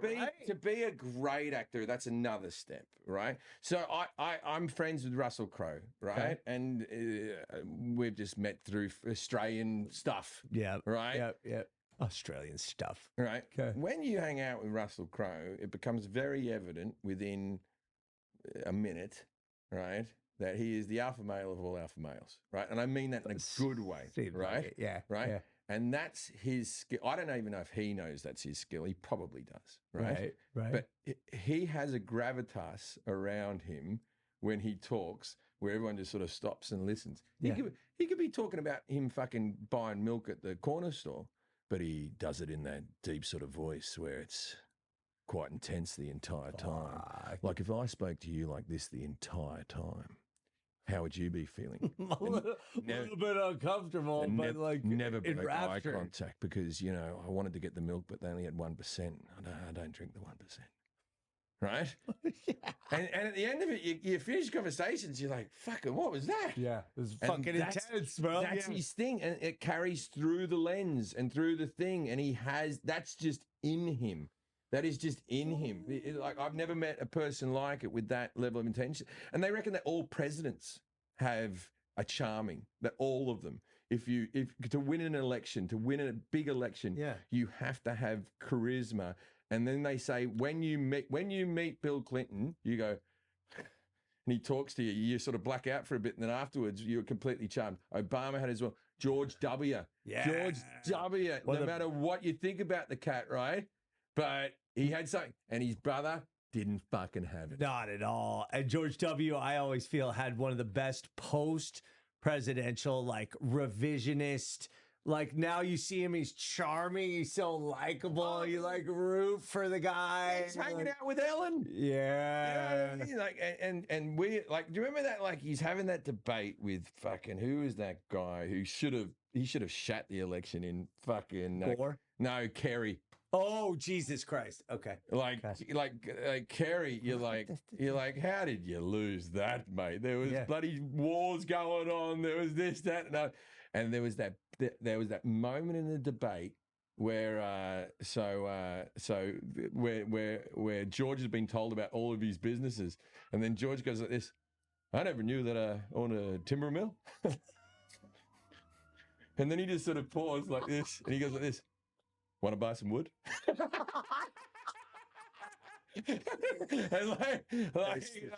I'm like, he just got him. He just got him in that moment. You want to buy some wood? He didn't deny that he owned the thing. He didn't. And so that's also with Trump. He's whatever you think about the man. He says thing. What we're really voting for is who's going to entertain me for the next 4 years. Fuck. It's the personality. It's an absolute personality contest. Because you can't win. Like, you can have the best policies in the world, but I don't believe, Stephen Hawking could win. No. Right? No. Because you need a bit of, actually, here's a bad example, because that was quite charming, the voice. But yeah, it's something. There's charisma can get you over the line in a lot of things, and that's what the great actors have. This is what I'm bringing back. The great actors just have something about them when you meet them, and so I believe you can teach acting over time, but the real greats just have this. If you meet, Brad Pitt or something like that, you just. Have you ever met Brad Pitt? I met Brad Pitt, yeah. Is he like that? Was your face like that when you? I've met him a few. He was the weatherman on my TV show. But were you like this? Yeah. Sort of. There's famous people, and then I never feel that way when I meet athletes. When I meet actors, I get a little bit in awe of them because they're because to become a famous actor, you have to be really fucking cool and really charming. To become a great baseball player, you have to be really athletic and really whatever. Yeah, right. Dedicated, just good at your skill. Every time I've met athletes, I'm always feeling a little empty. I'm just like this. I'm like, oh, you're just like a dude who hits a ball harder than everyone else. Yeah, that was my big disappointment. I looked up. Not that they're bad dudes, but you're like, oh, you just hit a ball really well. When I was first like big in sports media as a sports journalist, I had interned for NBC, and we were covering it was my first time like going to the Lakers locker room or whatever. And it happened to be when the Lakers had Dennis Rodman. I don't know if you remember that era. Yeah. Oh, yeah. And it was the most disappointing experience of my life because I was meeting all these like Lakers, the LA Lakers, like fucking Dennis Rodman's a huge superstar. And again, he's definitely a different kind of guy, but everybody was just so like, not unimpressive, very impressive physically. Yes. But just a different. No. I'm in awe of their ability. Yeah. And I look at it like I could never. I could train every day for the rest of my life and never do what this person's doing. Yeah. Right? But as people, I'm never that impressed by them because they are sort of robots in a little sense that one note. They've had this one skill they have to do, and they've focused their whole life on this skill and all that type of stuff. You know what I mean? And it's like, what do we got? We got like Shaquille O'Neal and Dwight Howard fucking fighting over who likes Superman more. Get the fuck out of here, you bloody kids. You can both have Superman. Stop it. All right. One more break, and then we're going to get to some real LA stuff with Jim Jefferies. Thank you for being here and spending so much time. One more break, and we got very good close. So hold tight. Listen to the sponsor. Now we are on the back end of this podcast. So we got to dive into LA with Jim Jefferies. I want to know this first and foremost. What's your relationship with Los Angeles? Well, to begin with, it was because that was where my management and agents were. And so it was like, I had no intention of moving to America. So I was like, you've seen it in the movies. By the way, we missed the whole, and we're coming back for another one where we're really going to get into the origin story. Not today, but he was in Perth, back to Sydney, Manchester. What's the proper pronunciation of Edinburgh? I call it Edinburgh, and I got called out so hard. What's Edinburgh? Edinburgh. Yeah, you were way off. Edinburgh. It looks like Edinburgh. I pronounced it. But Edinburgh. You did Fringe Festival over I did the Edinburgh Festival maybe 8-9 times. Say it again. Edinburgh. So I covered the Hollywood Fringe Festival. Are you Edinburgh. familiar? Are you familiar with that? The Hollywood Fringe? No, but I just did the Netflix is a Joke Festival, which is now the biggest comedy festival in the world that they just started, and that's here in LA. Yeah, but Fringe was a jump off point for you, correct? That was when I first started to get noticed and all that type of stuff. Because before that, I was just a club comic doing 20 minutes here, 20 minutes there. And then you go up, and it's cool because you go up there and you do an hour show. And the cool thing about so you get Netflix as a Joke. Yeah. And you get Just for Laughs in Montreal, right? These are your big North American festivals. They're your two big ones, right? Their invitation. You have to be asked to be in that festival. Yeah. The Edinburgh Festival, you can go right now and put in August and put on your own show. There's a couple of thousand acts, right? Yeah. And anyone can go. Anyone can go if you want to spend the money and put your balls out there and see if people like them. Yeah. Right. You can go and actually do it. And so I believe the average audience is like 8. It's funny. So because no one shows up, and the average earn is like minus £5,000. I covered Hollywood Fringe, which has 300 plus shows, and the average ticket price is $15, and the average attendance is around six to eight people, not 1,000, not 100, but 6 to 8 people. 6 to 8 people. So the first show we went to had about 25, and we brought 15 of them because it was the Little League team and it was a baseball show. But that's the cool thing, because like you can actually physically see in real time whether you're doing well or not. You know what I mean? So you can go, I had 20 tickets that day, and then the next day I got 35 people coming. You walk around, 35 people came to see me, and it was a big deal. And then by the end of the festival, I got to like the biggest room that you could play. You work your way up? Like I started. The festival? I started in a 40-seater. Yeah. That was, 1 year. 1 year I did a 40-seater. Year to year. The next year I did a 120-seater. Then I did a 300-seater. Then I did a 400-seater for like 4 years on the trot. And then I did a 1,000-seater. And then that was actually one of my worst years, was when I was doing the 1,000-seater, because I became like Wayne Newton of Edinburgh. Oh, no. Because people, when you were buying your 10 tickets, you go, oh, and you see Jim Jefferies. And it was like, I'm an acquired taste, you know? So I was going out in front of 1,000 people, cunt this, cunt that, and all that type of stuff, you know? And it wasn't that enjoyable experience. And then I thought, that's me in the festival done. Not that I've outgrown it as such, but it's more for discovering people than watching someone established. So I don't know whether with the internet and with Netflix and stuff, whether you say the incident, you mean the Manchester attack on stage, or what do you? I'd already finished my big Edinburgh show. That was my big year. I was already, but it did help ticket sales. I got punched in the face, and it was beautiful. That was before camera phones. So all we have is the surveillance footage. We don't have 1,000 angles. I don't even want to get with this for a just someone didn't like what I said. Look, here's the weird thing: is I've been attacked twice, and I've had people attempt to hurt me, like hit me because of your content on stage. Yes, on stage. On stage, I've been attacked twice, and then one time I got a skull fracture at I was at Nottingham Johnlers, which is a comedy chain in Britain, and the guy came and smashed my head into a table afterwards. I was talking to a friend at the bar, and he came up behind me and grabbed me by the back of the hair and banged my head into a table, and I got a fracture in my skull from that. And but I look at it this way: look, it's still a safer job than fucking being an Uber driver. I was going to say, you know what I mean? Teacher, being a school teacher or something like that. People go, look, I had to deal with drunk people, and then occasionally drunk people get upset, and that's the nature of drunk, right? And they want to punch someone. And I didn't press charges with the Great young. attitude, I didn't. by the I way. didn't. I didn't press charges on the young lad who did it to me in 2006, and I could have. But I remember thinking, I think I'll make a lot of money out of this. I've got the footage. At the time, you were aware at of the time, because I remember like YouTube was still a youngish sort of thing. Yeah. And no one had Now, if you say comedian gets hit, you'll find lots of different bits of footage because it happens more often than it should.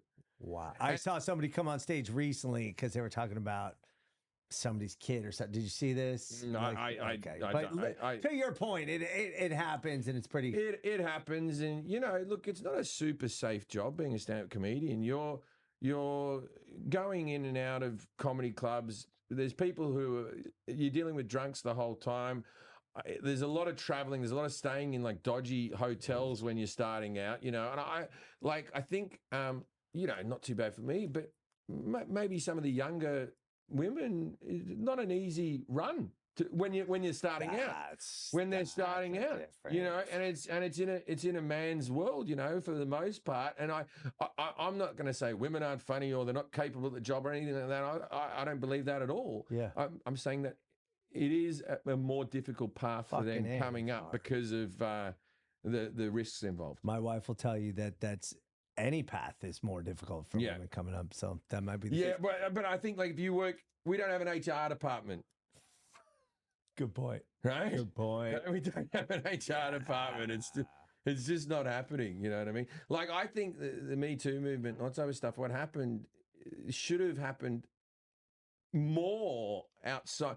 I think in the entertainment business, they did what they needed to do, and they got the Harvey Weinsteins and the Bill Cosbys and all these type of things, right?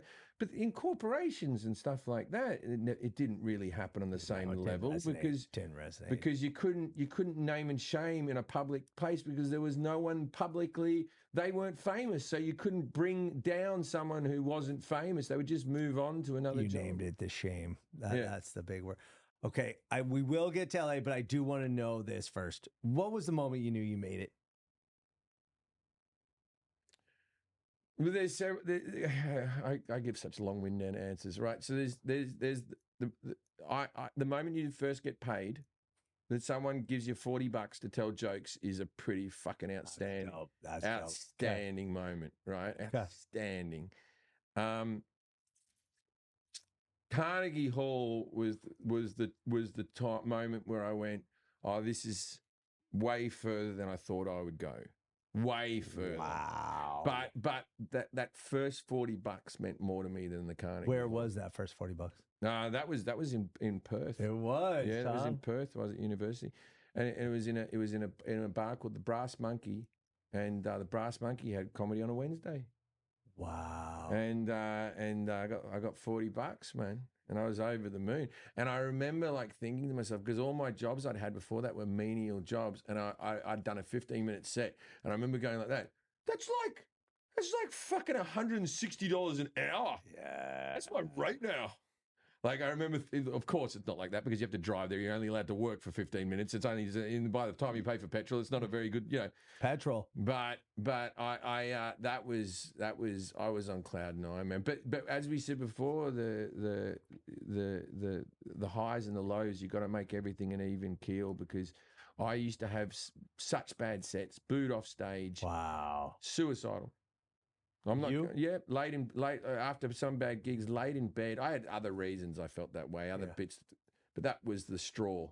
You know what I mean? Wow. At one stage, and I remember laying in bed, just like I couldn't get out of bed, and then I would have these gigs where the audience were fucking going batshit crazy for me, and I was probably the most arrogant prick in the world. I was walking around and so now I finish gigs, I go back to my hotel, I ring my wife, and she goes, "How was it?" And I go, "Not a great one today," or "Oh, it was really good, yeah." And then that's all we talk about. We don't don't carry on about it anymore. Do you still get nervous ever? Oh yeah. Yeah, I still, if I do late night, I can do stand up in my sleep. Okay. You know, if you told me to do stand up right now, just out that door, I just go and do it, right? Because but it's like what they reckon, 10,000 hours or something, you become an expert or something like that. Yes. I've done the time. I just know how to do it, and I know I know 100 other people who can do that as well. This is not a special skill, you know. It is a special skill, but go on. But there's a lot of people who haven't, right? But when I do late night shows and I'm a guest on like Fallon or something like that, I'm still nervous before that because there's the unknown. Like I'm telling a story that I haven't told on stage or that I think will work, and I don't know if it'll work. And then the audience aren't there to see me. And will they like me? Won't they like me? Like that. So I get nervous. Wow. I get nervous before an acting audition or something like that. I still I still get nervous before that. And then every now and again with stand up, every now and again I'll be doing a show and I'll just get stage fright just before. Every now and again, and it's only a couple of times a year. And then you go, where the fuck did that come from? Because sometimes I can, you know. And also, I think a lot of the drinking was the same reason I got drunk on dates. I got drunk on stage because I gave too much of a shit. I know that sounds silly, but for me to be comfortable, I had to be a certain level of alcohol in me for me to have to feel. And now you're within my skin. You're okay without it? After that, I don't think I'll drink again, but I do partake in weed. I'm high and dry, and I heard edibles. Edibles, I like edibles, yeah. But smoking, don't smoke. Hurts the throat. You say, no, you don't right? You don't need anything in your lungs, kids. Don't put anything in your lungs. See, I'm big on flower. I like the feeling. I like the only air should go into your fucking lungs. I spent my whole life smoking cigarettes. The dumbest fucking drug I ever fucking took was a cigarette. The dumbest thing I ever did in my life, hands down, the dumbest thing I ever did was ever smoke a cigarette. Really? Yeah, fucking dumb. And I hope that I've quit it in time. But who knows? Maybe the damage is already done. It's a shitty fucking thing, smoking, man. And so I try to put that out as a positive thing in the world, man. Because and I think this next generation, the vaping's the problem, but I think cigarettes are all but gone. I think that people aren't smoking, and New Zealand passed a law. New Zealand, from the moment they passed the law, if you weren't already 18, that was the last generation that can smoke. Come on. Yes. So the people who are 18, and this is a couple of years ago, so the 16-year-olds now, when they turn 18, smoking's illegal for them. Illegal. You had to have been born from, I believe it was like 1995 onwards or some shit. So big tobacco doesn't have the same sway out there. Yeah, so they're not saying that person who smoked their whole life can't smoke anymore, because that's an unreasonable thing to ask an addict, right? But moving forward, no, you can't smoke if you were born after a certain year. So there's no young generation, there's no fake IDs, there's no this, that, and the other, and so they won't be picking it up. You know what I mean? And like they're a fucking island. You know what I mean? It won't be coming in. People won't be pushing it. Australia's trying to pass a law right now that I'm a big advocate of, raising social media from 13 to 16. I believe that's enforce that, but I think it's a fantastic. Well, you can enforce it pretty easily by people having to put in ID into when they set up the account. Physically submit. But what it does do is, because we're parents, right? It's very hard to say to your kid, you're not getting social media till you're 16, but Mike has it, and Peter has it, and Sally has it. That's where we're at right now. That's where we're at, right? People can say all they want. It's up to the parent. It's up to the parent. Giving the parents a tool where they can go, it's against the law, mate. You know what I mean? Takes out of their hands. Yeah, and it's like, and they're not going to be going, fucking Peter has it. Oh, maybe I should speak to Peter's dad because it's against the law, mate. Yeah. You know what I mean? Like, so the kid won't be bothering you if it's against the law. Maybe they'll be doing it underground, but we drank underage. Of course. It's different. But when we got caught, we were in trouble. Yeah. Wow. That's a smart, I just think America, going through puberty, going through fucking life when you're at your most awkward, the stupid shit I might have posted at 13, the dumbass, and I'll even say dumbass, maybe even racist shit I might have said at 13 with dumb fucking schoolyard jokes, right?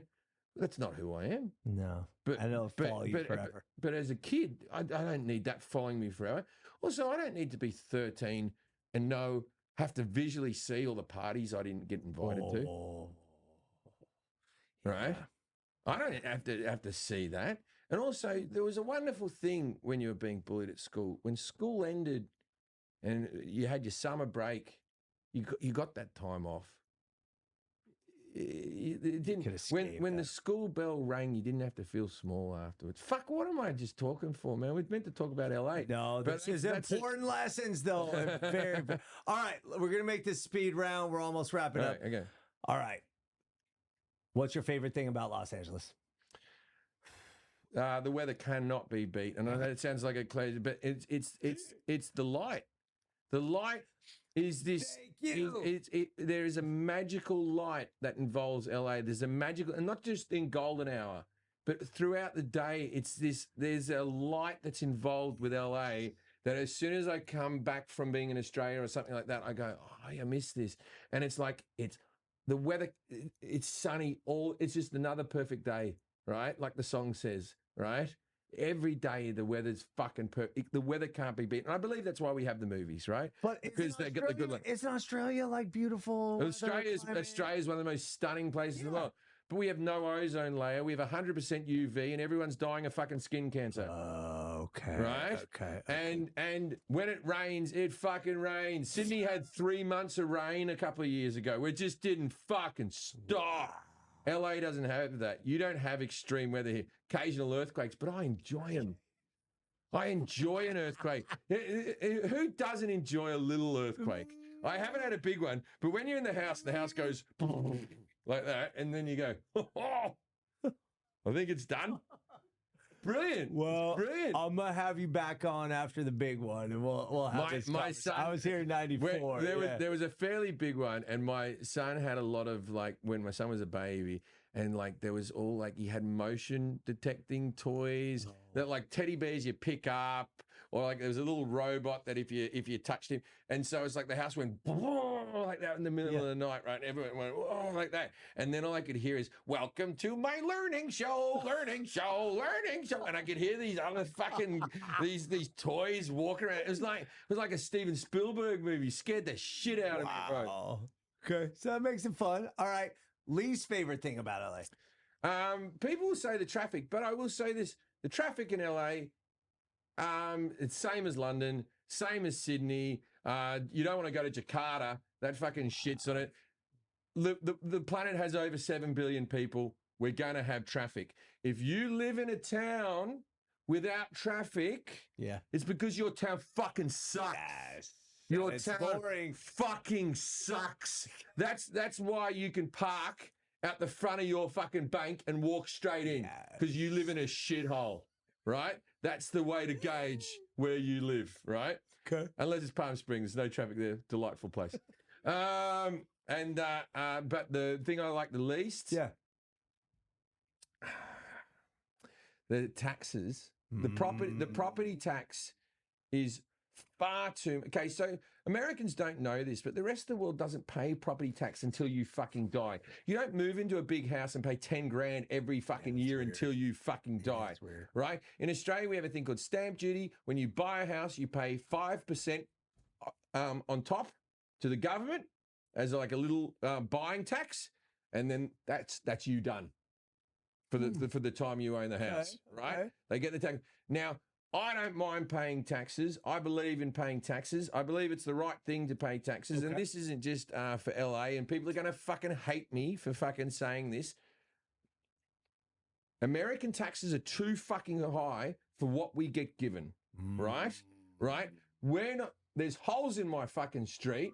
Right, the schools around me aren't very good. I'm not going to get into any, not the best. Yeah. I put my kid through private school, so I have to pay for that as well, and I'm paying the fucking taxes. The schools around aren't that fucking good. But here's the big kicker, right? America, stop making weapons. We don't need another gun. We don't need another fucking missile. We've got it. We've got it. Spend it on the homeless. Spend it on housing for people, and I'm not even going to argue about fucking universal health care because you'll never fucking get it, right? Spend it on the homeless. Spend it. So sad. Spend it on foster children, right? 70% of all foster kids within 3 years of leaving the foster care system are homeless, on drugs, or in prison, right? You beat it at the root, right? And you won't have the problem, right? Spend it on children. Spend it on things. Stop making fucking missiles, because I'll tell you what, America, my whole life I've worried about China and I've worried about Russia, right? The Chinese sent a spy balloon, mate. They sent a fucking spy balloon to hover over America for 3 fucking days before we decide to shoot the spy balloon down. That's their technology, a balloon. The slowest moving, largest vehicle that the human race has ever created is what they're spying on us with. So don't worry, we've got China beat. The Russians are using Top Gun technology, not Maverick, original Top Gun. They can't beat the fucking Ukraine, mate. They can't beat the Ukraine. Right? Wow. My whole life I've been told that this country's coming to get us. And they have missiles pointed at us. They can't beat the fucking Ukraine. So I don't want to go to another baseball game and hear about Servicemen of the Year while fucking planes zip over the fucking top of us, because that's a recruitment tool. That's all it is. And those fucking jets that fly over the top, right? Those jets that fly over the top, you're paying for that with your fucking tax money. Fix the holes in the street. Fix the foster care system and get rid of the homeless, and we would be living in a fucking utopia. We would be the greatest place to live, bar fucking none. Nothing would come close to us, right? We have the greatest democracy, the greatest freedoms that have ever been, but you're spending far too much money on the military. And other countries don't have to spend money on their military, because you want to know why? Because we're mates with you. If Australia gets into a fucking problem, we'll just ring you up and your tax money will fucking bail us out. Right? Think of America as number one. Think of America as your home, right? You're not the police of the world. You don't need these missiles to police the world. You've got enough. Even if we stop building missiles in the fucking 80s, we have enough. Stop making weapons and start fucking helping out the kids. That's what's wrong with LA. That was pretty. I think that's more U.S. than L.A., but the property taxes and state income tax. Don't get me started on state income tax. We can go move to fucking Nevada and pay substantially less tax, because what happens with our federal taxes? They get spread across the entire country. We're helping people in fucking Oklahoma, right? With their fucking roads. Yeah. We're the overpopulated bit. We need the federal fucking taxes here. We're overpopulated, right? More tax money needs to be spent on LA. Wow. One of the great cities in the world, and you don't want it to turn into what's going on in San Francisco right now. And people, until you've been, I was just gigging in San Francisco. Yeah. That town center is looking like Escape from LA or Escape from New York. Well, I was there last week. I think it's the worst it's ever been, right? So California, man, when you look at mountains and rivers and fucking the ocean and fucking, it's the most scenic, best weather, most beautiful place, I would argue, on earth. California really has it all. If you want industry to beauty and everything in between, number one fucking place on earth, California, I'll swear by it. But the place is fucking broke, and we need more tax money actually being spent in the right direction. Wow. Man, can you run for office? I'm allowed to be governor, not president. Let's go. They let the son of a Nazi become governor, so I reckon I'm in with a good shot. Shit. Good point. Okay, this wasn't even on the list, but you brought up Nevada. Quick take on Las Vegas. I love Las Vegas. It's my second favorite city. I could move to Las Vegas if I could give it. I think like Vegas, and you know what I dislike about Las Vegas is people who live in Las Vegas who shit on the Strip. They go like this: "Oh no, we live in Summerlin and Henderson, and we'd never go down to the Strip. Why not? It's fucking awesome." It is one of the greatest. I would say the greatest. If I had to spend one night left on this earth, Vegas wins. Bro, that's for one my night. second home. I fucking love for one night. Vegas. It's like you can see shows, you can see kitschy shows, you can see shows that are built. You see a fucking magician, And you feel safe. You feel safe as fucking houses walking around there. The food. The food. There's Michelin star to fucking in and out and everything in between. Yeah. And it's banging. The food's banging, right? Fucking awesome. Everyone's dressed up. Yeah. Well, not ever. No. You'll still get the fat slob in the shorts with the margarita yard glass, right? Yeah. That's still that guy's going nowhere. Right. He's always there. Right. He's always there. But like my wife, if we go out to dinner in LA, she'll dress nice. But if we go out to dinner in Vegas, she dresses real nice. Story. She's doing something else then. Okay. Back to LA. Favorite food.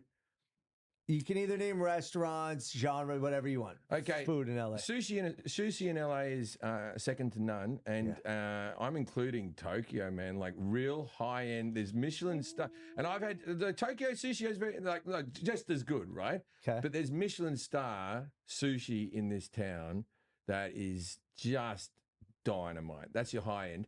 And then the greatest burger city on earth. Yes. For hamburgers. Nowhere comes close to Los Angeles, right. And I believe the greatest burger on earth is an In-N-Out burger. And a lot of people don't believe it, but I will fight that cause. I just had heavy-handed the other day. Yes. Very nice. They use a short rib patty. Very nice, but it's just for most. If I had to have one burger, there's burgers that are arguably better than In-N-Out because they've got better meat or they're better this or they're better that or they have a truffle sauce or a blah, blah, blah, or they have a special chili or whatever. Yeah. But if I had to eat one burger every day for the rest of my life, it's In-N-Out burger. Goddamn right. The composition of that thing with the lettuce and the tomato. I was in 6 weeks in Albuquerque doing this film, right? 6 weeks. Geez. Hey, Texas, Whataburger's shit. Oh, Whataburger is Carl's Jr. Like it's got its place in society, right? But you go to Arizona, they have In-N-Out and Whataburger, okay, right? So here's how you solve your debate. There's a few places in Arizona where In-N-Out and Whataburger are next door to each other. Okay, one drive feels full, one drive-through is empty. Debate over. Wow. In-N-Out is always lined up around the block. So good. Always lined up around the block. And they get the burger as soon as you're at the window, the burger. It isn't because the food takes longer. Yeah. It shits on Whataburger. Fuck Whataburger. I've never tried Whataburger, to be honest with you. No. Okay. No, terrible. What's your take on the transplants versus the natives in Los Angeles? Huge quote debate divide. I like when I meet natives because my children are native Los Angeles. What's the term? Los Angelinos. I have a problem with the term Angelinos. I don't know why. I've never fully embraced it. It's cumbersome to say people from Los Angeles, but I feel like people who are from Los Angeles never say Angelinos, so I've never embraced it. But understood. How about we call them the lads? That's an important term. That's Los Angeles Dodgers, lads. Wow. Okay. City of transplants. I like the city of transplants because I was a transplant. Yeah, so right. it makes it, when you move here, it makes it easy to find a community of people. I moved over here in my 30s, and in my 20s I moved to Britain, and it was easy to make friends because I was in my fucking 20s, bro. Yeah, right? And then when you're in your 30s, each decade gets harder to make friends because people already have their group of friends, and letting a new bloke in seems a bit weird. And, I found just recently, you have to do the whole thing. Like, are we friends now, Evan? We live close to each other. We're getting friendly, but we've still got a few more steps to go. Each other, they're coming out for coffee. Do you like pinball? I play pinball a bit. My dad was a fan of The Who and Tommy and Pinball Wizard and all that, but do I play pinball? Not actively. Where do you play pinball? I got some machines. Really? Yeah, and there's also I'll play pinball. There's also a Korean barbecue place that has a Kogi or whatever, and it's got a whole pinball room at the back, and they have tournaments and everything. They have every new machine. That's your thing? Yeah, like they have the new John Wick machine just came out. Elton John, Jaws just came out. I'm fucking down. Yeah. That is cool, and it's like all you can eat Korean barbecue for like $30, and then you go in the back and you play the pinball. Bang! It's good afternoon, man. It's nice afternoon. Friends after that. Yeah. So I do that with a friend of mine. But what were we saying about? What I think of the transplant. It made it easy because I met some people who were also coming out here for, and I'm in there for the pinball. And also, I really, and I also really, they make them out of Chicago. I also liked that it was the hub of the business that I chose to get into. So I didn't just meet other people who want to be comedians. I met TV producers and TV directors and guys who are cameramen. And so whenever I'm on set, I always seem to make friends with less the actors, more like teamsters and stuff. Yeah, because you keep it pretty fucking real. That's why. Yeah, I don't shut up. I'm a chatty bloke, and so I normally try to let people gravitate to me because I know I'm going to talk the whole fucking time, right? Because I very rarely approach people because I know I can be annoying. So I don't want to approach people, but if they gravitate to me, if you want to fucking listen, I'll fucking. I'm down. I'm a good mate to have if you're quiet. Fuck. Okay, next one. Okay, are you a beach guy? Not in America. I prefer Australian beaches. Give me that. I love Hawaii.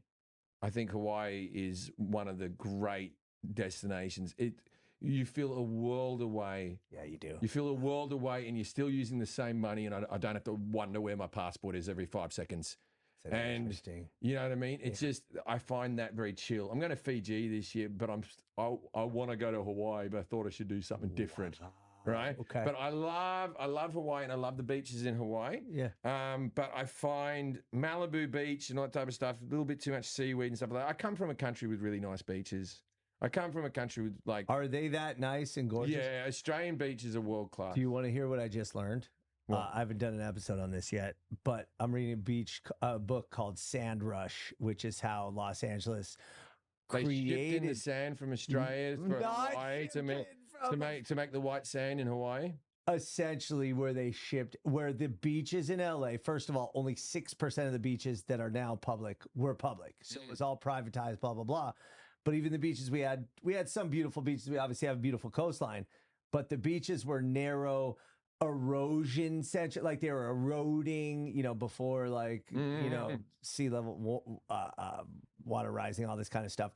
But they created the beach. I didn't realize that because right now you go to an LA beach and it's this wide fucking yards, football fields wide of sand until you get to the ocean. But they were very narrow. They were eroded sand. But yeah, we shipped in the sand and created the beach community lifestyle ethos that we have today. And it was because of the bodies, the fitness, the bikinis that made the LA beach culture and ethos, Muscle Beach, all that kind of stuff, all that. I never knew that. I thought we had naturally beautiful coastlines and beaches, but that wasn't the case. I think I might have an LA fact that you don't know. Yes, go. Do you know why we got palm trees? Kind of. Go on. The Olympics? Yeah, the Olympics. Yeah, that was one I learned just recently. Or did I learn that from you? I'm not saying you learned it from me, but that was one of my first episodes. LA River and then the palm tree. Fast food, LA River. And we're going to get more palm trees for this Olympics. They always put more down. So I have a little bit of an issue with this, is the powers that be are trying to do more native plants and foliage, and palm trees are not native, and palm trees are water dependent, and they don't produce a lot of shade, and they're not good for our environment. So they're doing more like native. I'm a believer that the palm trees are a goddamn inextricable symbol of Los Angeles. It's the symbol. Plant palm trees everywhere. Yeah. My No. motto, I love them. I love them. It's like when you're sitting at Dodger Stadium and you've got those two palm trees and the scoreboard, and you're like, I'm home, man. And then the beautiful light and the sun setting down. There isn't a more beautiful sight in the world. In fact, I'm going to put my favorite thing about LA is the Dodgers, maybe, but say food. We've done food. Is there any more of those questions? Here's where we got to close out. We do got to wrap up. So I always close every podcast episode with one thing to do in LA this week. Okay.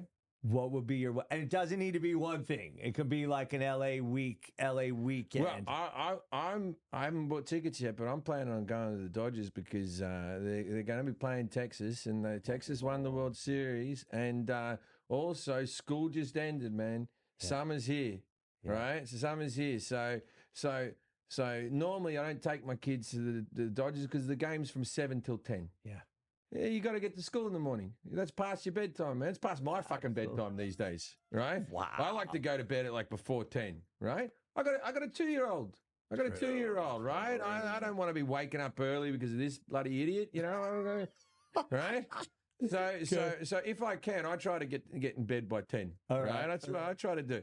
And so, but school holidays, man. Stay up. Who gives a fuck? Let's get our Dodgers on, man. So I that would be the perfect thing to do. But for me personally, look, you know, it depends on different eras of your life. For me now, going to a little league game or something like that is as good a day as you can have. You know what I mean? Wow. And by the way, he's a very intense little league dad, not just a casual sit back and like smile, enjoy. I try to support all the kids, but I'm pretty vocal. Yeah. I try not to be. But I can't. But you can't help if you care. But I always find like because I put mate at the end of everything. All right, mate, you did good, mate. You did good, mate. And everyone in Little League, what's the big thing when what do you say when a kid gets a ball and he doesn't swing? Good eye. Oh my God. Yeah. Okay, right. That's the big American thing. Good eye. Yeah. Good eye. And I'm there going, good eye, mate. And I just know it sounds comical, like "Good day, mate," right? And so I said, "Good eye, mate. Good eye, mate." So I just try to shut up now as much as fucking possible. That comes back around to Paul Hogan, right? Was he the one who kind of imported that? No. We said g'day. We said g'day. But g'day, mate. G'day, mate. That's how we learned as a kid. I learned that from Paul Hogan. We say g'day, mate. Yeah, g'day, mate. Okay, I still say g'day. I probably say g'day more than people who live in Australia because I've sort of held on to it for, I don't know, a bit of charm. You know what I mean? Like it's a bit of charm. Okay, Sans, last thing, without Hank. Yeah. It's you and Tazy. You're going out for the weekend. Yeah. Where do you go? Do you have a date place? Do you have a neighborhood? We like to hang out in Studio City, Sherman Oaks. The restaurants along Ventura, the longest road of continuous shops in the world. Let that off LA in a minute. 18 miles, I believe. 19. Oh. right. But we like to hang out in the valley, man. We like, but I, you know, because I get enough of my West Hollywood and all that, doing comedy clubs, you know, going to do the Improv or the Comedy Store or something, you know what I mean? I get over there to do that, you know. So me and the wife just hang out, but we like to go out to Palm Springs, you know, for a little getaway. If we're going to have a getaway, you know, it's just a nice, simple type of trip out like that. But when I first moved to LA, I was living, you know, Venice for a bit, and I lived in Mount Olympus, and I used to do all the Runyon Canyons and all that type of stuff, the best hiking. But when you were on my podcast the other day, you said I got to go up and see the Hollywood sign, walk up there, and so me and the wife are planning to do that. That's one of the next things we're doing. We're actually doing that in August because my brother's going to be in town, and so I'm going to take him up to see the Hollywood sign. So I've been sort of looking at doing that. Go up, have some fun. But I getting a bit of sushi with the wife, or there's a little restaurant that we eat up the road here that we like. That's our little local, called Mistral, which is just like a little tiny hole in the wall. It's so cute. It's so cute. Yeah, you guys like that spot. Well, we walk up there. I take an edible. I get super high, and I order fucking 3 courses and eat like a pig, and then Happy days, man. Story Happy of my days. life right there. That is beautiful. Last thing before the outro. What's your favorite venue to perform at in LA? Well, I do a show each year at the Ace Theatre, which is now called something else, but it's Broadway, downtown, which I'll be there maybe. December 14th. If you want to come to December 14th at the Broadway Theatre in the Ace Hotel. It's the Ace Hotel. That's one of my favorite theatres in the whole wide world to play in. But if we're just talking comedy clubs, Yeah. see, I'll get in trouble now because there'll be one comedy club that doesn't like. But I'll say this: that the Improv were always cool with me from the day I got here, right? So some of the other clubs I had to sort of prove myself, and it was a bit like I already had a profile in other countries, and it's like, hey, I can do it. Oh, well, you got to come to the open mic nights and I think, and there was a little bit more hoop jumping. Yeah. From the other clubs. They didn't know, and they like me now, and so I've got no problem.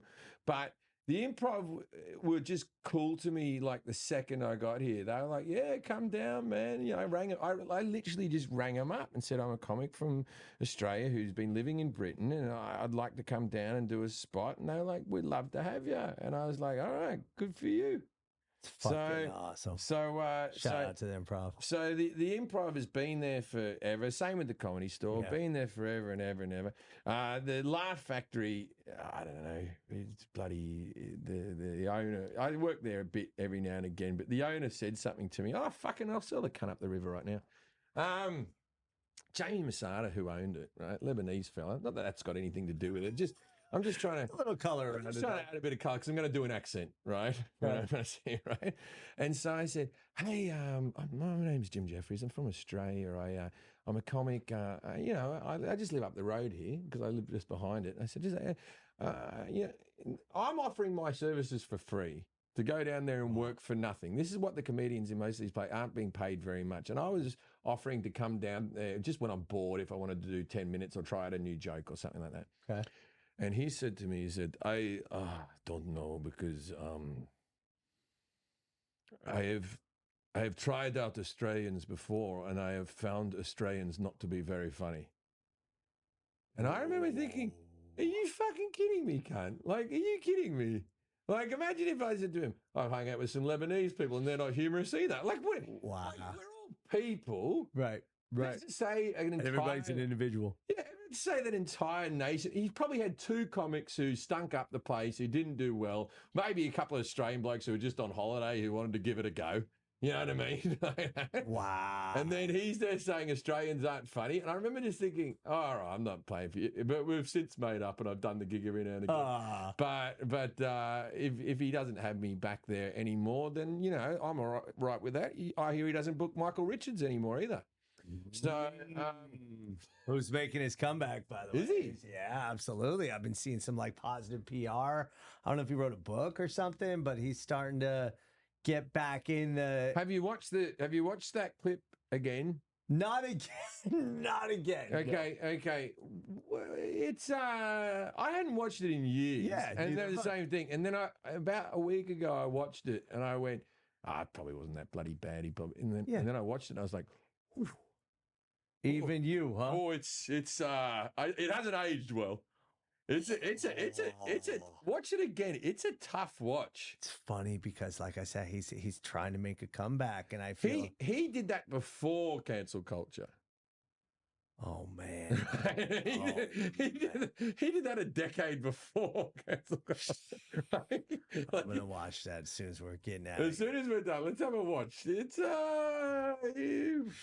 all right. It's a tough one. We got to close out. Anything you need to promote? Man, just go to jimjefferies.com and I've got some gigs coming up with Dan Soder and Mark Norman, which we're doing like a triple headline one, and we're doing that in St. Louis and Atlanta.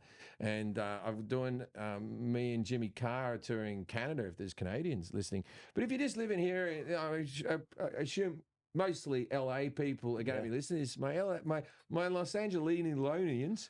I will be December 14th. I'll be at the Ace, or the Broadway Theatre as it's called now, in the Ace Hotel. Go to jimjefferies.com and you can get a ticket for that. And it was a rescheduled gig, so that's why I know that it's so far away. I was wondering that. Okay. Why it's so far away, but I do that gig every year, and it's probably my favorite gig of the year every year.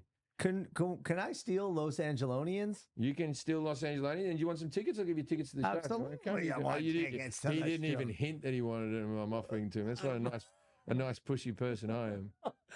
Listen, thank you, Jim Jefferies. This was fucking incredible. And thank you for listening to this week's episode of In a Minute with Evan Lovett. Jim Jefferies, again, thank you for coming on the show. Anytime, man. I hope I didn't cause you too much trouble. Listen, and I mean this sincerely, we need an episode, because what I usually do is get into the origin stories and the background and the what made you who you are today and how you became this guy. But this was just too fun. And then Chasden's mum. That's the answer. It's fair. It's a great time, a lot of fun. Leave a 5-star rating, leave a review, but most importantly, go to jimjefferies.com. Follow this man. You probably are already. This was a treat. This was an honor. But also, make sure you follow and subscribe. In a Minute with Evan Lovett. And thank you for supporting the podcast. All right, y'all. It's been a minute.